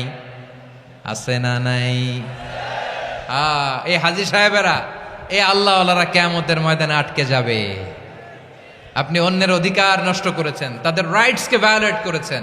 এজন্য আল্লাহ তাআলা বলেন, কারো অধিকার যদি কেউ নষ্ট করে, ওই সমাজটা মানবিক সমাজ কঠিনকালেও হতে পারে না। এজন্য 3 নম্বর আল্লাহ বললেন ওয়া ইতা ইদিল কুরবা, নিকটাত্মীয়দেরকে দাও। কি দিবা? তাদের অধিকার দিয়ে দাও। বোনের অধিকার বুঝিয়ে দাও, মেয়ের অধিকার বুঝিয়ে দাও, ফুফুর অধিকার বুঝিয়ে দাও। দেখবেন অনেক মায়েরা ছেলের পাতে মুরগির রান দেয়, মেয়ের পাতে দেয় মুরগির ঠ্যাং। এরকম আছে না নাই? ছেলেরা কি দেয়? মুরগির। মেয়ের পাতে কি দেয়? তো মেয়ের কি মুরগির রান খেতে মনে চায় না? মনে চায় না? এমনটা করা যাবে না। নিকটাত্মীয়দেরকে অধিকার দিয়ে দাও, নিকটাত্মীয়ের সাথে সুসম্পর্ক রাখো। আদেশটা কার? এজন্য প্রিয় ভাইয়েরা, জীবনে যদি বারাকা অর্জন করতে চান, নিকটাত্মীয়দের সাথে সুসম্পর্ক রাখতে হবে। তাদের জন্য উপহার পাঠাতে হবে। বিশ্বনবী বলেন, লা ইয়াদখুলুল জান্নাতা কাতে, যে ব্যক্তি আত্মীয়তার সম্পর্ককে ছিন্ন করে দেয় সে কশিনকালেও আল্লাহর জান্নাতে ঢুকবে না। আপনি কি এটারে সহজ হাদিস মনে করছেন? এটা সহজ কথা? আপনি ভাবছেন আপনার নামাজ আপনারে বাঁচাতে পারবে, আপনার রোজা বাঁচাতে পারবে, আপনার তাহাজ্জুদ আপনারে বাঁচাতে পারবে? আপনি অধিকার নষ্ট করলে কিছুই আপনারে বাঁচাতে পারবে না। এজন্য নিকট আত্মীয়দেরকে দিতে হবে বেশি বেশি। বিশ্বনবী বলেন, ইন্না সাদাকাতা আলাল মিসকিনি সাদাকা ওয়া আলা যির রাহিমি ইসনাতান সাদাকাতুন ওয়া সিলা। মিসকিন রে দান করলে শুধু দানের সওয়াব হয়, নিকট আত্মীয়কে দান করলে দুইটার সওয়াব হয়, সাদাকার সওয়াব হয়, আবার আত্মীয়তার বন্ধন অটুট রাখার সওয়াব হয়ে যায়। আবার বিশ্বনবী বললেন, মান সাররাহু আইয়ুবসাতা লাহু ফি রিজকিহি ওয়া ইউনসা লাহু ফি আসারিহি ফালইয়াসিল রাহিমা। যে ব্যক্তি তার রিজিকের প্রশস্ততা চায় আর হায়াতে বরকত চায়, সে যেন তার আত্মীয়ের সাথে সুসম্পর্ক রাখে। আমার প্রিয় চট্টলার ভাইয়েরা, আমাদের রিজিক বাড়ুক, এটা আমরা চাই কি চাই না? সবাই চান? হ্যাঁ, আমাদের রিজিকে প্রশস্ততা আসুক, চাই কি চাই না? আমাদের হায়াতে বরকত আসুক, আমরা চাই কি চাই না? এই দুইটা যদি চান তাহলে নিকট আত্মীয়দের সাথে সুসম্পর্ক রাখবেন, পারবেন? তাহলে সমাজটারে মানবিক সমাজ বানায় দিবে কে? তিনটা আদেশ চলে গেল। কয়টা? আওয়াজ করে বলেন। 1 নম্বরে কি ছিল? 2 নম্বরে, 3 নম্বরে নিকট আত্মীয়দেরকে দান। আপনাদেরকে আরো শোনার আগ্রহ আছে? আপনাদের মনোযোগ আছে না গেছে? কষ্ট হচ্ছে না? মাশাআল্লাহ, মাশাআল্লাহ। তাকবীর পড়ুন, লিল্লাহি তাকবীর।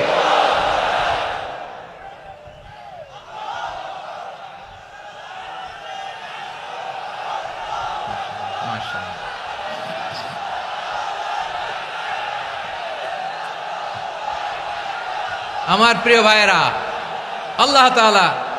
আল্লাহ তাআলা তিনটা জিনিসের যেমনি আদেশ করেছেন, অনুরূপভাবে তিনটা বিষয় তিনি বারণ করেছেন, নিষেধ করেছেন। ওগুলোর কাছেও যাওয়া যাবে। শুনবেন। রাব্বুল আলামিন বলেন, ওয়ায়ানহা আনিল ফাহশাই ওয়াল মুনকারি ওয়াল বাগি। আমি যেমনি তিনটি বিষয়ে আদেশ করলাম, অনুরূপভাবে তিনটি বিষয়ে বারণ করলাম, নিষেধ করলাম। আমার 1 নাম্বার নিষেধাজ্ঞা হলো অশ্লীলতার প্রতি। ফাহশা, ওয়ায়ানহা আনিল ফাহশা। আল্লাহ তাআলা অশ্লীলতাকে নিষেধ করেছেন। কোন জিনিসকে? সবাই বলুন, কোন জিনিসকে? যত ধরনের, যত টাইপের, যত ক্যাটাগরির অশ্লীলতা হতে পারে সব অশ্লীলতাকে হারাম করেছেন কে? ফাহশা মানে কি?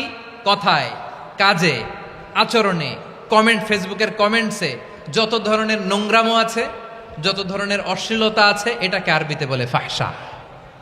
এটাকে কি বলে?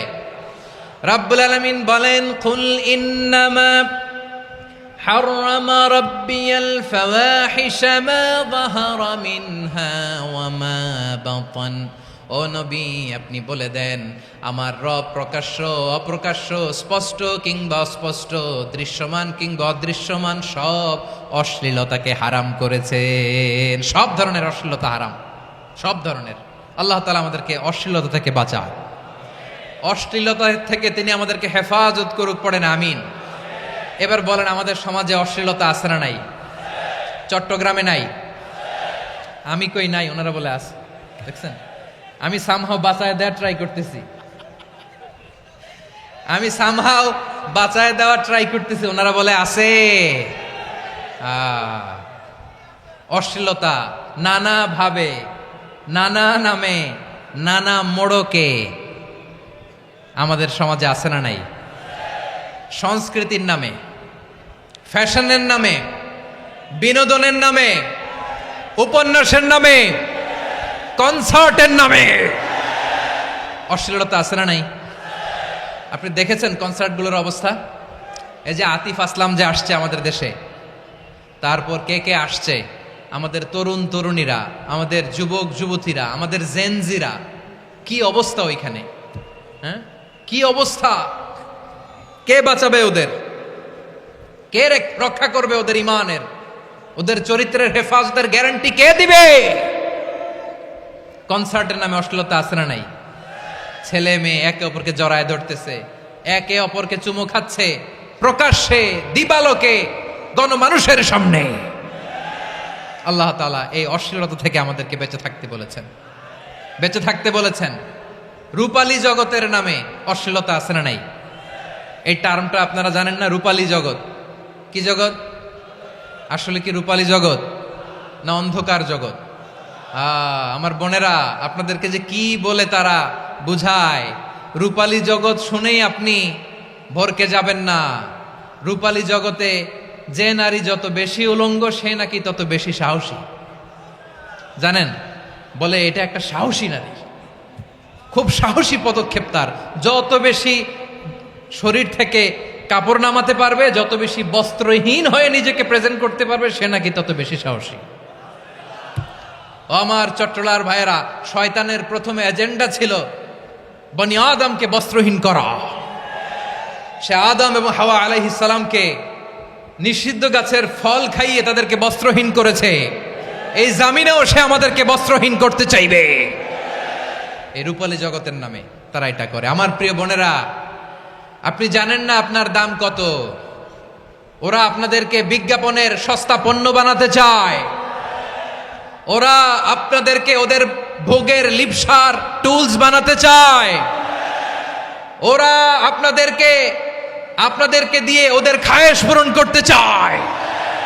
এটা আপনাদের জন্য মোটেও ডিগনিটি নয়, এটা আপনাদের জন্য সম্মান নয়।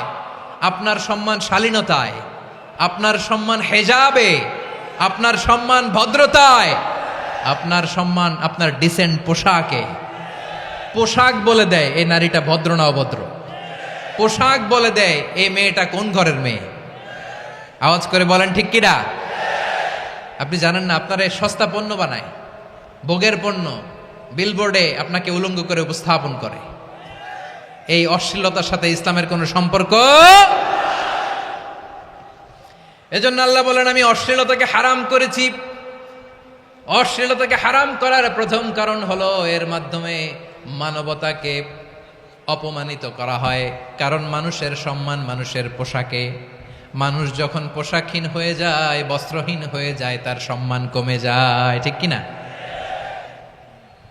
অশ্লীলতাকে হারাম করার প্রথম কারণ হচ্ছে মানুষ মানুষকে অপমান করে। একটা নারী, সে তো সম্মানিত। নারী যে কত সম্মানিত, নারীরা এটা বুঝেই নাই।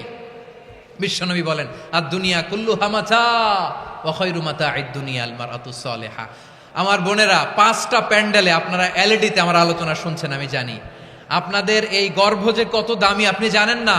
আপনার পেট থেকেই আসবে আগামী দিনের সালাহুদ্দিন আল আইয়ুবী। আপনার পেট থেকেই আসবে অনাগত দিনের ইমাম মাহদী আল মুনতাজার। আপনার পেট থেকেই আসবে অনাগত দিনের ফয়সাল, ওয়াসিম, মুগ্ধ, আবু সাইদের মতো বীর যোদ্ধা।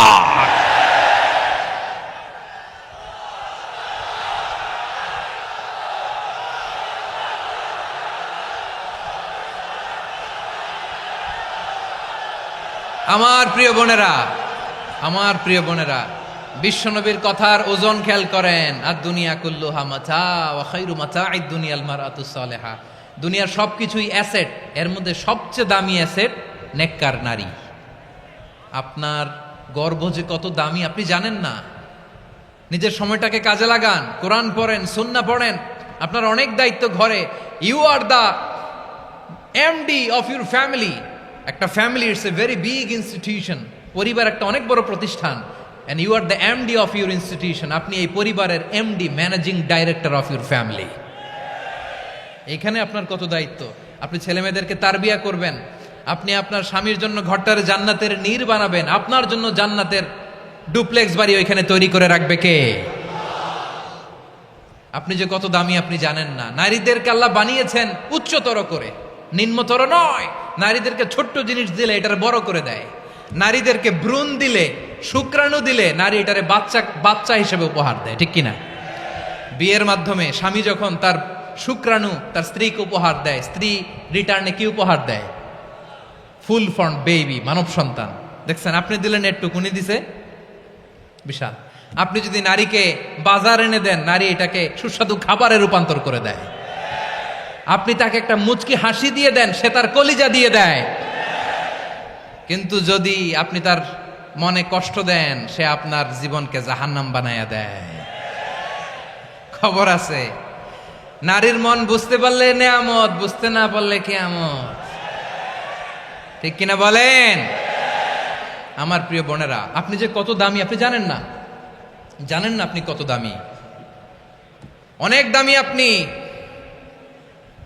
আপনাদেরকে যেন ভোগের সস্তা পণ্য বানাতে না পারে, আপনাদেরকে সচেতন থাকতে হবে, সজাগ থাকতে হবে, কনসার্ন থাকতে হবে। শয়তানের ওই হাতছানির দিকে আর নজর দেওয়া যাবে না।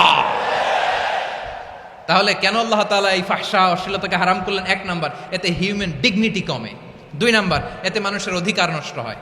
আপনি বিয়ে করেছেন, এরে পরকিয়া করেন, ওর সাথে এরকম আছে না নাই? স্ত্রীর অধিকার নষ্ট করেছেন। আপনি বিবাহ সম্পর্কে আবদ্ধ হয়েছেন তার সাথে, আপনি পরকিয়া করেন ওই ছেলের সাথে, আপনি আপনার হাজবেন্ডের সাথে বিট্রে করেছেন। এজন্য আল্লাহ অশ্লীলতাকে হারাম করেছেন। অশ্লীলতাকে হারাম করার আরেকটা কারণ হচ্ছে আল্লাহ তাআলা এই হিউম্যান জেনারেশনকে এটাকে প্রিজার্ভ করতে চায়। হিফজুন নাসল, এটা মাকাসিদুশ শরিয়ার অনেক গুরুত্বপূর্ণ একটা মাকাসিদ, অনেক গুরুত্বপূর্ণ। আপনার নাসল, আপনার জেনারেশনকে সংরক্ষণ করা। এই যে আসতেছে ফেব্রুয়ারি, কত ফেব্রুয়ারি জানো? এটা কি বিশ্ব ভালোবাসা দিবস? হ্যাঁ, কি দিবস? এই বিশ্ব ভালোবাসা দিবসের সাথে মুসলমানদের কোনো সম্পর্ক নাই। আমার প্রিয় ভাইরা, এই যে আপনি অবৈধ সম্পর্কে জড়ালেন, কেন আল্লাহ অশ্লীলতাকে হারাম করেছে দেখেন। বলতেছিলাম যে এটা আপনার নাসল, আপনার জেনারেশন, আপনার লিনিয়েজ, আপনার বংশকে প্রিজার্ভ করা। কে কার বাবা, কে কার মা, বাবা মা জানা, প্রজন্মকে প্রিজার্ভ করা, এটা ইসলাম ওয়াজিব করে দিয়েছে। এই যে অবৈধ সম্পর্কের কারণে, বিশ্ব বেহায়া দিবসের কারণে, এগুলোর আউটকাম, আউটপুট হিসেবে মাঝে মাঝে এই ঢাকা মেডিকেলের ডাস্টবিনে নবজাতকের বাচ্চার কান্নার আওয়াজ শুনতে পাওয়া যায়। চট্টগ্রাম মেডিকেলের ডাস্টবিনে নবজাতকের কান্না শুনতে পাওয়া যায়। বীর চট্টলার মুসলমানেরা বুঝতে পারলে আওয়াজ করে বলেন, এই যে চট্টগ্রাম মেডিকেলে যে নবজাতকটা পাওয়া গেল, ওর বাবাকে আমাকে বলেন, ওর বাবাকে, ওর মাকে, ও কোন ফ্যামিলির সন্তান কেউ জানে? আপনি হিউম্যান ডিগনিটিকে অপমান করেছেন না? আপনি তার ভবিষ্যৎকে অন্ধকার করেছেন না? আপনি তার লিনিয়েজকে প্রশ্নবিদ্ধ করে দিয়েছেন না? এই জন্য আল্লাহ তাআলা অশ্লীলতাকে আমাদের জন্য হারাম করে দিয়েছেন। পড়েন সুবহানাল্লাহ। এই জন্য রাব্বুল আলামিন বলেন, কুল ইন্নামা হাররামা রাব্বিয়াল ফাওয়াহিশা মা যাহারা মিনহা ওয়া মা বাতান। প্রকাশ্য অপ্রকাশ্য সব অশ্লীলতাকে হারাম ঘোষণা করে দিয়েছে কে? আবার দুনিয়ার বুকে যারা অশ্লীলতার প্রসার করে তাদের জন্য শাস্তি মজুদ রেখেছে কে? রব্বুল আলামিন বলেন, ইন্নাল্লাযীনা ইউহিব্বুনা আন তাশিআল ফাহিশাতু ফিল্লাযীনা আমানু লাহুম আযাবুন আলীমুন ফিদ দুনিয়া ওয়াল আখিরাতি ওয়াল্লাহু ইয়ালামু ওয়া আনতুম লা তা'লামুন। নিশ্চয়ই যারা বিশ্বাসীদের মাঝে অশ্লীলতার প্রচার প্রসার করতে চায় তাদের জন্য আমি মর্মন্তুদ শাস্তি প্রস্তুত করে রেখেছি, দুনিয়াতেও রেখেছি, আখিরাতেও রেখেছি। ঘোষণাটা কার? যারাই নাটকের নামে, সিনেমার নামে, রূপালী জগতের নামে, মুভির নামে, ওটিটি প্ল্যাটফর্মের নামে আমার সমাজে অশ্লীলতা ছড়াতে চায় তাদের জন্য কঠিন মর্মন্তুদ শাস্তি মজুদ রেখে দিয়েছে কে? ও আমার বোনেরা, এখনো আপনি জাগবেন না? এখনো আপনার চিন্তার দুয়ারে এখনো নাড়া পড়ে নাই? ওরা আপনাকে উলঙ্গ বানাতে চায়, ওরা আপনাকে আইটেম গার্ল বানাতে চায়। এজন্য ইসলাম অশ্লীলতাকে হারাম করেছে। হারাম। ইসলাম বলেছে যোজন যোজন দূরে থাকো, ওরা বলে না কাছে আসো, কাছে আসার গল্প, ক্লোজ আপ ওয়ান, কাছে আসার গল্প আছে না নাই? চট্টগ্রামে তো এগুলো নাই মাশাআল্লাহ। হ্যাঁ, এখানেও আছে ক্লোজ আপ ওয়ান, কাছে আসার গল্প। আল্লাহ বলেন ওয়ালা তাকরাবুজ জিনা, কাছেও এসো না, জিনা থেকে যোজন যোজন কিলো দূরে থাকো, ওরা বলে কাছে আসার গল্প। আমার বীর চট্টলার ভাইয়েরা, কাছে আসতে হলে আমরা কোরআনের কাছে আসব, কাছে আসতে হলে নবীর কাছে আসব, কাছে আসার গল্প হবে আমার রবের কাছে আসার গল্প। চিল্লায় বলো ঠিক কিনা?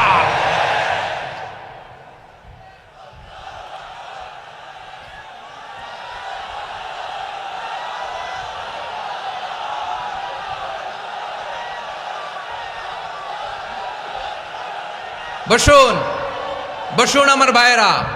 তাহলে অশ্লীলতার সাথে আমাদের কোনো সম্পর্ক? সবাই বলতে পারেননি, আওয়াজ করে বলুন, অশ্লীলতার সাথে আমাদের কোনো সম্পর্ক? আমরা এই সমস্ত ক্লোজ আপ ওয়ান, কাছে আসার গল্পের প্রোগ্রামে যাব?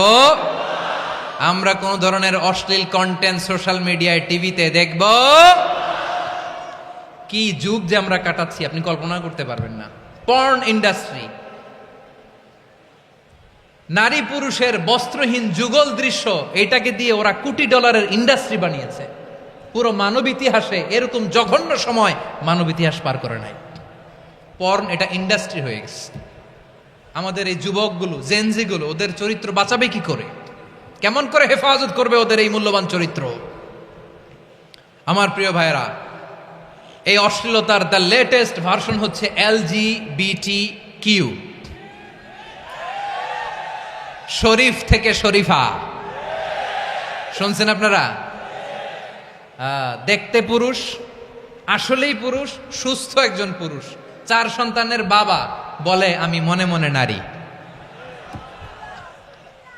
দেখতে নারী, সুস্থ নারী, আসলেই সে দিব্যি একজন নারী, বলে আমি মনে মনে পুরুষ। সবচেয়ে ভয়ঙ্কর অশ্লীলতার সবচাইতে লেটেস্ট ভার্সন হচ্ছে এই ট্রান্সজেন্ডারিজম। সুস্থ পুরুষ তার বায়োলজিক্যাল গ্রোথকে হরমোন দিয়ে স্টপ করে দিয়ে সে সার্জারি করে নারী হতে চায়, সুস্থ নারী পুরুষ হতে চায়। পুরুষ পুরুষের প্রতি সেক্সুয়ালি আকর্ষণ বোধ করে। এটা লূত আলাইহিস সালামের কওমের মধ্যে ছিল। এটাকেও আল্লাহ কোরআনে ফাহিশা বলেছেন। ওয়ালুতান ইয ক্বালা লিকাওমিহি আতাতুনাল ফাহিশাতা মা সাবাকাকুম বিহা মিন আহাদিম মিনাল আলামিন। লূত আলাইহিস সালাম বললেন, তোমরা কি এমন এক অশ্লীল কার্যক্রমে ডুব দিলে নাকি যেটা গোটা বিশ্বের কেউ কখনো করে নাই? তোমরাই প্রথম করেছো। পড়েন নাউযুবিল্লাহ। এই পশ্চিমের এই রোগ আমার দেশে যেন আসতে না পারে, আমাদের সজাগ থাকতে হবে। প্রিয় ভাইরা, চিল্লায় বলেন ঠিক কিনা? পশ্চিমের অবস্থা ভয়ঙ্কর। পাশ্চাত্যে, আমি যুক্তরাষ্ট্রে ছিলাম অনেকদিন, কয়েক মাস, বিভিন্ন স্টেটে ঘুরেছি। গার্ডিয়ানরা উদ্বিগ্ন। ছেলে মেয়েদেরকে, ছোট্ট ছেলে মেয়ে, ওদেরকে জিজ্ঞেস করে, তুমি how do you feel right now inside yourself? তুমি ভিতরে ভিতরে কেমন ফিল করো? তোমার কি ছেলে ছেলে লাগে না মেয়ে মেয়ে লাগে?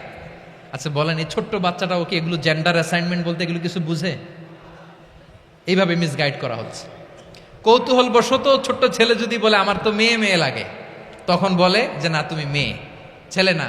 মা বাবা বাধা দিলে ওকে আলাদা গভর্নমেন্ট হাউসে নিয়ে যায়। ভয়ঙ্করতম অবস্থা। আমরা একটা সময়ে শুনতাম যে হুজুর আমার ছেলেটা খুব ভালো, হাফেজে কোরআন, আল্লাহওয়ালা। হুজুর আমার ছেলে দাড়ি রাখছে, আল্লাহওয়ালা। হুজুর আমার ছেলে 5 ওয়াক্ত সালাত জামাতের সাথে পড়ে, তার মানে আল্লাহওয়ালা। পশ্চিমে যে আমি কি শুনছি জানেন? ওরা বলে হুজুর আমার ছেলেটা ইউনিভার্সিটির একটা মেয়ের সাথে প্রেম করে, ও খুব আল্লাহওয়ালা, হুজুর দোয়া করবেন। এর কারণ ওদের কাছে আল্লাহওয়ালার ক্রাইটেরিয়া হচ্ছে হুজুর আমার ছেলেটা আরেক ছেলের পছন্দ করে নাই, আমার মেয়েটা আরেক মেয়েকে ভালোবাসে নাই, এজন্য আমার ছেলেটা আল্লাহওয়ালা, হুজুর ওর জন্য একটু দোয়া করে দিয়েন। কি চ্যালেঞ্জ ওরা ফেস করতেছে। ওনার ছেলে যে আরেক ছেলেরে বিয়ে করবে না, এটাতেই উনি খুশি যে আলহামদুলিল্লাহ আমার ছেলেটা একটা মেয়েরে ভালোবাসে, আমার মেয়েটা একটা ছেলেরে ভালোবাসে, মানে এটা খুব আল্লাহওয়ালা। নাউজুবিল্লাহ পড়তে পারলেন না? এজন্য অশ্লীলতার সাথে আমাদের কোনো সম্পর্ক। রব্বুল আলামিন বলেন ওয়ায়ানহা আনিল ফাহশাই ওয়াল মুনকারি ওয়াল বাগি। 3টা জিনিসকে আমি নিষিদ্ধ করলাম। 1 নাম্বার হলো ফাহশা, অশ্লীলতা। 2 নম্বরে হলো মুনকার, সমস্ত মন্দ কাজ। আপনাদের মনোযোগ আছে না? শেষ করে দিব? আর 2-1 মিনিট শুনবেন? আচ্ছা বলি তাহলে, আর 2-1 মিনিট। তাহলে নিষেধাজ্ঞা জারি করেছেন 3টা জিনিসের উপর। 1 নাম্বার কি? ফাহশা, অশ্লীলতা। 2 নাম্বার মুনকার। মুনকার মানে হচ্ছে যত মন্দ কাজ, খারাপ কাজ, বাজে কাজ, এটার বলে মুনকার। এটার কি বলে? আপনারা পড়ছেন না, তা'মুরুনা বিল মা'রুফি ওয়া তানহাউনা আনিল মুনকার। ভালো কাজের আদেশ, সৎ কাজের আদেশ, অসৎ কাজের নিষেধ। মুনকার, মুনকার হচ্ছে মানুষের স্বাভাবিক বিবেকবোধ যেটাকে খারাপ বলে, ওইটাই মুনকার। পৃথিবীর সব আসমানি গ্রন্থ যেটাকে খারাপ বলেছে, মানুষের স্বাভাবিক বিবেকবোধ যেটাকে খারাপ বলেছে, এগুলো সব মুনকার। যেমন ইফটিজিং, এটা কি ভালো না খারাপ?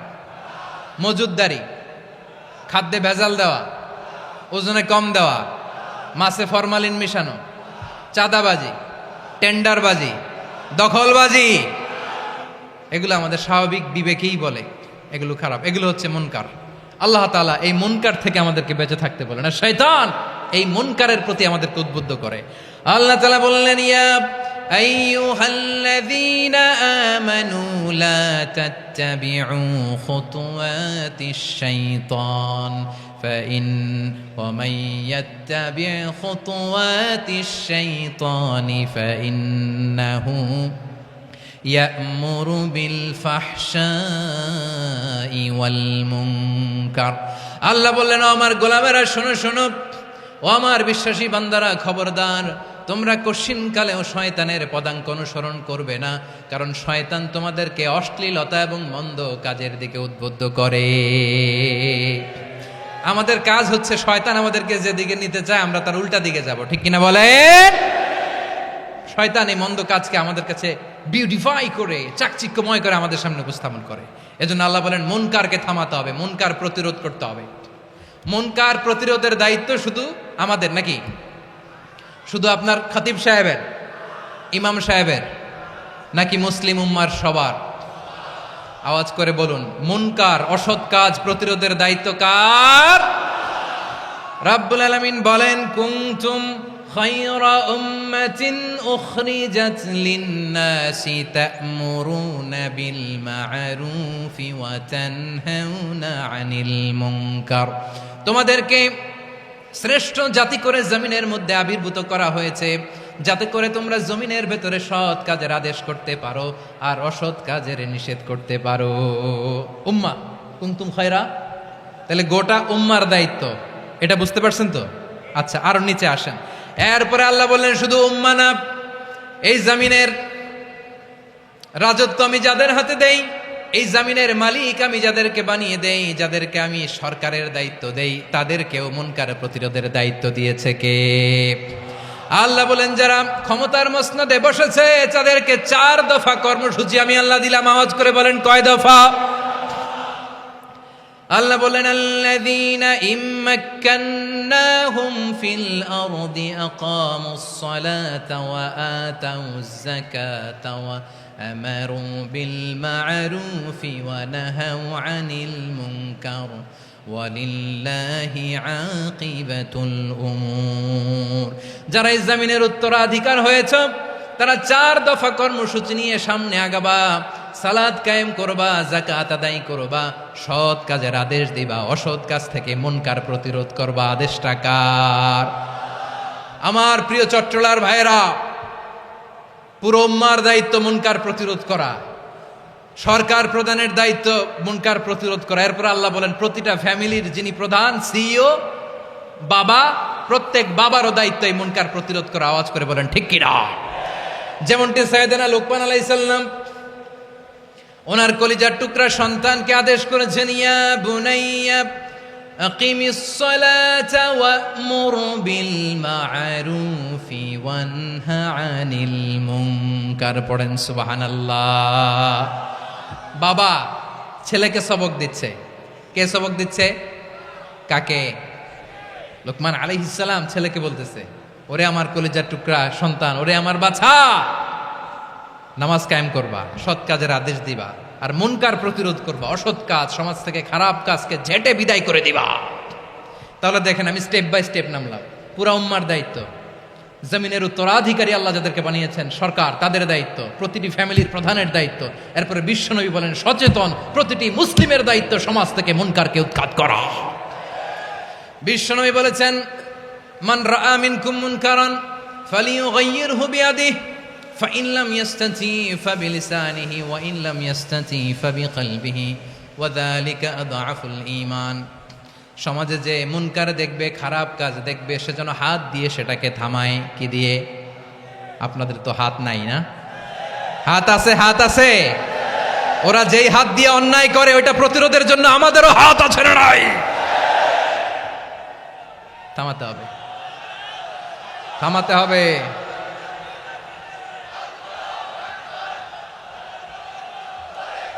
বসুন আমার প্রিয় ভাইয়েরা, ওরা ওদের যেই হাত দিয়ে টেন্ডারবাজি করে, চাঁদাবাজি করে, ইফটিজিং করে, দখলবাজি করে, যেই হাত দিয়ে, ওই মুনকার থামায় দেওয়ার জন্য আল্লাহর দিয়ে আমাদেরও দুটি হাত আছে না নাই? আমাদেরও হাত আছে। থামাইতে হবে, থামাইতে হবে, হিম্মত করতে হবে। আমার প্রিয় ভাইয়েরা, না থামালে আমরাই ডুববো শেষমেশ। আমাদের বাঁচার জন্য হইলেও থামাইতে হবে। রব্বুল আলামিন বলেন, ওয়াত্তাকু ফিতনাতাল লা তুসিবান্নাল্লাযীনা যালামু মিনকুম খাসসা। ও আমার গোলামেরা, ওই আযাবকে ভয় করো যে আযাব যখন আমি জমিনের বুকে পাঠাই শুধু জালেমদেরকেই মারি না, আলেমদেরকেও মারি। আযাব যখন আসে তখন শুধু জালিমই মরে না, আলেমও মরে। জানেন, মুসা আলাইহিস সালামের পায়ে একবার একটা লাল পোকা কামড় দিয়েছে, লাল পিঁপড়া। লাল পিঁপড়া কামড় দিলে খুব আরাম লাগে না? কি লাগে? হ্যাঁ, জলে না? লাল একটা পিঁপড়া কামড় দিছে, তো উনি রেগে মেগে পাশি দেখে লাল পিঁপড়ার বাসা, পা দিয়ে ডলে মুছে সবগুলো পিঁপড়া মেরে ফেলছে। এই ঘটনাটা আল্লাহ ঘটিয়েছেন এজন্য মুসা আলাইহিস সালাম ছিলেন কালিমুল্লাহ, সরাসরি আল্লাহর সাথে কথা বলতেন। তিনি আল্লাহকে জিজ্ঞেস করেছিলেন, আল্লাহ তুমি যখন কোনো জনপদে আযাব পাঠাও, শাস্তি দাও, ওখানকার শুধু জালেমরাই তো মরে না, ভালো মানুষগুলাও মরে, তো আযাব দিবা মুশরিকদের উপর দিবা, অবাধ্যদের উপর দিবা, ভালো মানুষগুলারে মারো কেন? আল্লাহ বললেন, মুসা তোমার যে কামড় দিছিল পায়ের মধ্যে পিঁপড়া, কয়টা পিঁপড়া? জোরে বলেন। একটা পিঁপড়া, তো সবগুলারে মারলা কেন? রেগে মেগে পুরো পিঁপড়ার বাসা ভেঙে ম্যাসাকার করলা কেন? এই মুসা, আমি যখন অ্যাকশনে যাই, আমি যখন শাস্তি দেই, তখন এত বাস বিচার করা হয় না, বাস বিচার করা যায় না। যখন অ্যাকশনে যাওয়া হয় ওইটা ডাইরেক্ট অ্যাকশন হয়ে যায়। চিল্লায় বলো ঠিক কি না? এজন্য আমাদের বাঁচার জন্য হলেও এই পাপ থামাতে হবে, এই শয়তানের অট্টহাসি থামাতে হবে, অন্যায় অপরাধ সমাজ থেকে আমাদের থামাতে হবে। কারণ আযাব আসলে ওরাও মরবে, আমরাও মরব। একটা জাহাজ 2 তলা, আপনি আছেন 2য় তলায়, শুনতেছেন? শুনতেছেন? জাহাজ কয় তলা? আপনি কোন তলায়? 2য় তলায়। নিচের তলার কিছু লোক জাহাজের তলা ছিদ্র করতে আরম্ভ করছে। কি ছিদ্র করতেছে? আচ্ছা, জাহাজের তলা ছিদ্র করলে তলা দিয়ে কি ঢুকে? এখন আপনি যদি বলেন আমার কি, আমি তো 2 তলায়, আমার কি, আমি তো সেফ, আমি ইন দ্য সেফ জোন, আমি তো ভালো আছি, আমি তো ভালো আছি, ওরা ছিদ্র করে ওরা মরবে। আসলে কি শুধু ওরা মরবে, নাকি তলা ফুটো হলে ভিতরে পানি ঢুকলে আপনারও সলিল সমাধি হবে? তলা দিয়ে যখন পানি ঢুকবে, জাহাজ ঢুকলে আপনিও মরবেন। এজন্য নিজে মরার আগে ওই পাগলগুলোর নিচতলায় যে থামাতে হবে। চিল্লায় বলেন ঠিক কি না? এজন্য আল্লাহ বললেন, মুনকার প্রতিরোধের দায়িত্ব সমাজের টপ টু বটম সবার। পুরো আম্মার দায়িত্ব, সরকার প্রধানের দায়িত্ব, প্রতিটি ফ্যামিলির প্রধান বাবার দায়িত্ব, বিশ্বনবী বললেন প্রতিটি সচেতন মুসলিমের দায়িত্ব। এজন্য মুনকার প্রতিরোধ করার দরকার আছে না নাই? সমাজে এই যে ইফটিজিং হয়, আপনার বোনের বয়সী একটা মেয়েকে কিছু বকাটে টিটকারি করে, এই বলে সেই বলে, নোংরা কথা বলে, রাস্তায় দেখেও আপনি পাশ দিয়ে না দেখার মতো চলে যান কেন? আপনি দাঁড়ান না কেন? আপনি দাঁড়ালেই তো থেমে যাবে। কারণ সত্যের যে শক্তি, তার সামনে মিথ্যা মুখ থুবড়ে পড়ে। আপনার সামনে ও কিছুই না, নাথিং। আপনি দাঁড়ান, ওকে প্রশ্ন করেন যে আমার বোনকে তুমি ডিস্টার্ব করো কেন? আপনাকে দেখে আরো 5 জন দাঁড়াবে, 5 জনকে দেখে আরো 10 জন দাঁড়াবে। আমাদের নীরবতা আর আমাদের নিশ্চুপ থাকাই জালিমদেরকে আরো শক্তিশালী জালিম বানিয়েছে। এজন্য মুনকার প্রতিরোধের দায়িত্ব আমাদের সবার। টেন্ডারবাজি, চাঁদাবাজি, দুর্নীতি, অপরাধ, দখলদারিত্ব, মজুদদারি, এগুলো সব কিছু একসাথে প্রতিরোধ করতে হবে। ঠিক কিনা বলেন? একটা মানবিক সমাজ যদি চাই, প্রতিরোধ করতে হবে। প্রিয় ভাইয়েরা, আল্লাহর শপথ নিয়ে বলি, এই নাসিহাতগুলো সবার জন্য, সব দলের জন্য, সব মতের মানুষের জন্য। আমরা কোনো দলের প্রতি মানুষকে ডাকি না, আমরা ডাকি ইসলামের দিকে। সব দলের, সব মতের, সব মানুষদেরকে আমরা আহ্বান জানাই, আসুন আমরা একটা সুন্দর সমাজ বিনির্মাণ করি। এই যে নতুন বাংলাদেশের এক সুযোগ এসেছে, আর জীবনে হয়তো আসবে না, সামনের 100 বছর এই সময় আসবে না। আসুন দেশটাকে আমরা সাজাই, আসুন আমরা দুর্নীতি বন্ধ করি, আসুন আমরা চাঁদাবাজি বন্ধ করি, আসুন আমরা দখলদারিত্ব বন্ধ করি, আসুন আমরা এক দল আরেক দলকে নিশ্চিহ্ন করার যে রাজনীতি, এটা বন্ধ করি। সব দলের প্রতি আমার আহ্বান। আমি কিছুদিন আগে একটা নিউজ দেখলাম, ওই যে লন্ডনে বসে জনাব তারেক রহমান সাহেবকে আমি ধন্যবাদ দিতে চাই। উনি সংবাদ শোনা মাত্রই ওনার দলের অনেক চাঁদাবাজকে উনি বহিষ্কার করেছে।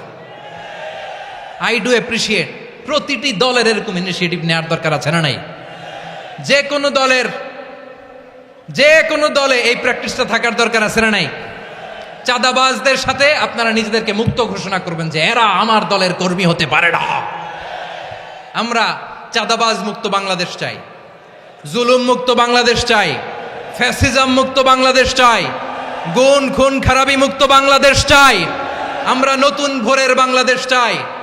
ওই বাংলাদেশ পাওয়ার জন্য মুনকার প্রতিরোধে, অন্যায় প্রতিরোধে যদি বাঘের বাচ্চার মতো, আবু সাইদের মতো 2 হাত উঁচু করে বুককে টান টান করে প্রসারিত করে দাঁড়াতে হয়, রাজি আছো মুসলমান? কারা কারা রাজি? আল্লাহকে হাত দেখিয়ে প্রতিজ্ঞা করো।